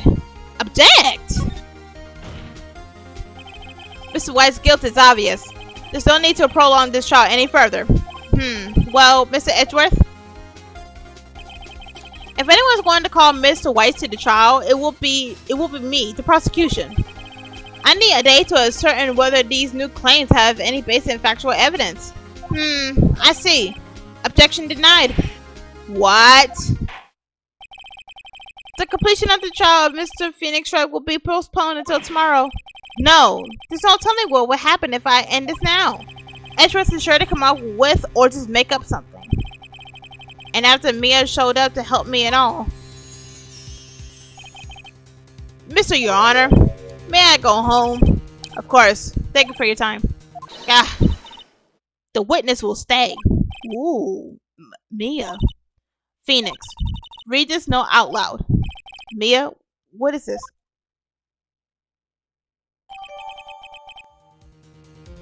A list of people's names in Mia's handwriting. Suicide. Suicide. The suicide people by him. Your Honor, if I may. You're quite persistent today, Mr. Wright. You bet I am. My life is riding on this one. I have something I would like to read in court.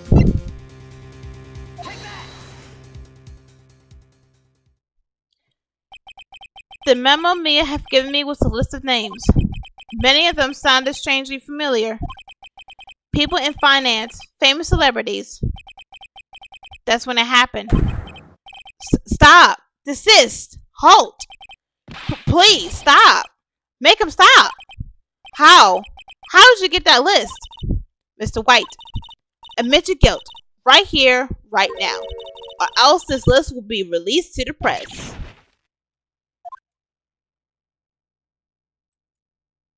I confess. I confess. I did it. I hit her. I hit Miss Mia with the thinkerer. Case closed, Your Honor.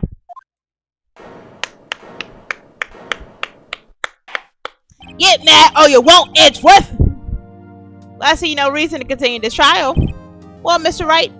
Yes, Your Honor. You done it again? That was quite a spirited defense. Yes, Your Honor.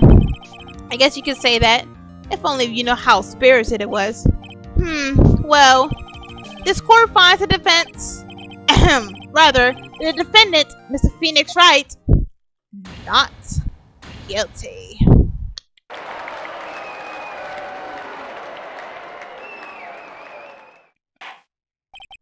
That is all. The court is adjourned. September 9th, 2:24 p.m. District Court, Defendant Lobby Number 1. Wow, I never thought I'd be saying this again. But, congratulations. You're lucky that I was born to Fae. I'm lucky I have both you and Maya on my side. I'm glad you made it. Thank you, Phoenix. You risk a lot of help for me and Maya. I won't forget it as long as I live. As long as you live. My time here is running out. Huh? Maya's powers are still weak. I can't stay here that long. What? No, there's still so much I have to say. Don't worry. I'm sure we'll meet again. Chief! Hee. I'm not the chief anymore. Phoenix, can you come to the office tonight? Say 9 o'clock. To office. I'll see you later. Chief! Mia!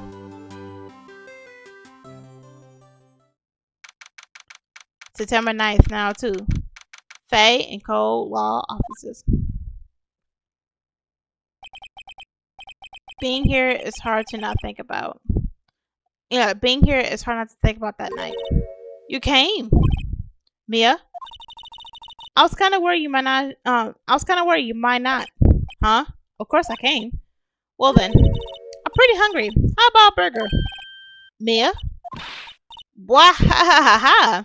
You should have seen your face, Mia.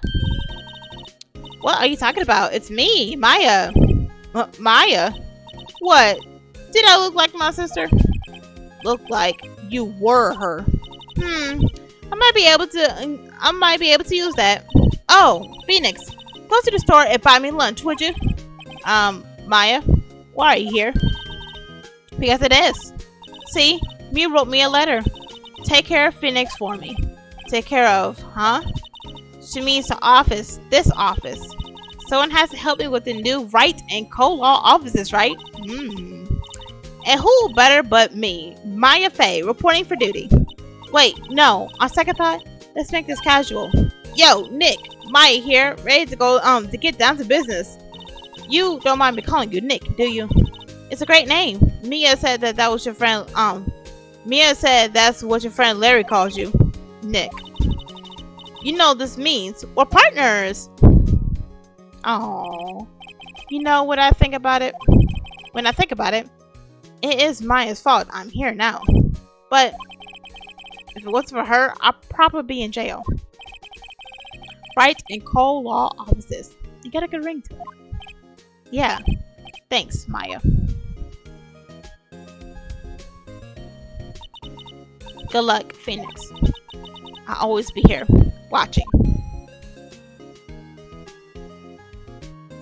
Oh, right. Okay, Nick, let's do it. Huh? Do what? Burgers, dummy. Burgers. There's a great burger joint just down the street. Come on. Time is wasting. Okay. Wait up. Yes. And we will do chapter 3 later on, maybe later on today or tomorrow. It depends what's going to go down based on who is going to be playing Dead by Daylight with me. So I will be back on here and whatnot. So I will be back on here to play Dead by Daylight with some friends, depending if they're available. If they're available, I'll play. But if it's not that much, I'll do at least maybe episodes 3 and 4. Maybe 3 and 4. I might do just 1, maybe do 2, depending how like serious it's gonna get to. You know what I mean? So I did 3 hours of stream for you guys. I'm so glad that I was able to deal with the problem that I had yesterday with the dangerous spots. Hopefully that I can tell that they have not popped up whatsoever. So I feel like I actually did a phenomenal thing, and then like I think that they will no longer be shown. If it pops up again and stuff like that, I will cancel it and be like, alright, cool beans. If you guys like this stream, please like, comment, and subscribe. And if you're new to my channel and you like what you saw and want to see more of this, subscribe and hit the notification bell if you want to see more of this series and myself playing a whole bunch of games with myself and with friends. I hope you guys have a nice time. Enjoy your lunch, dinner, and I'll come back on here whenever one of my friends wants to play games with me. Y'all have a good one.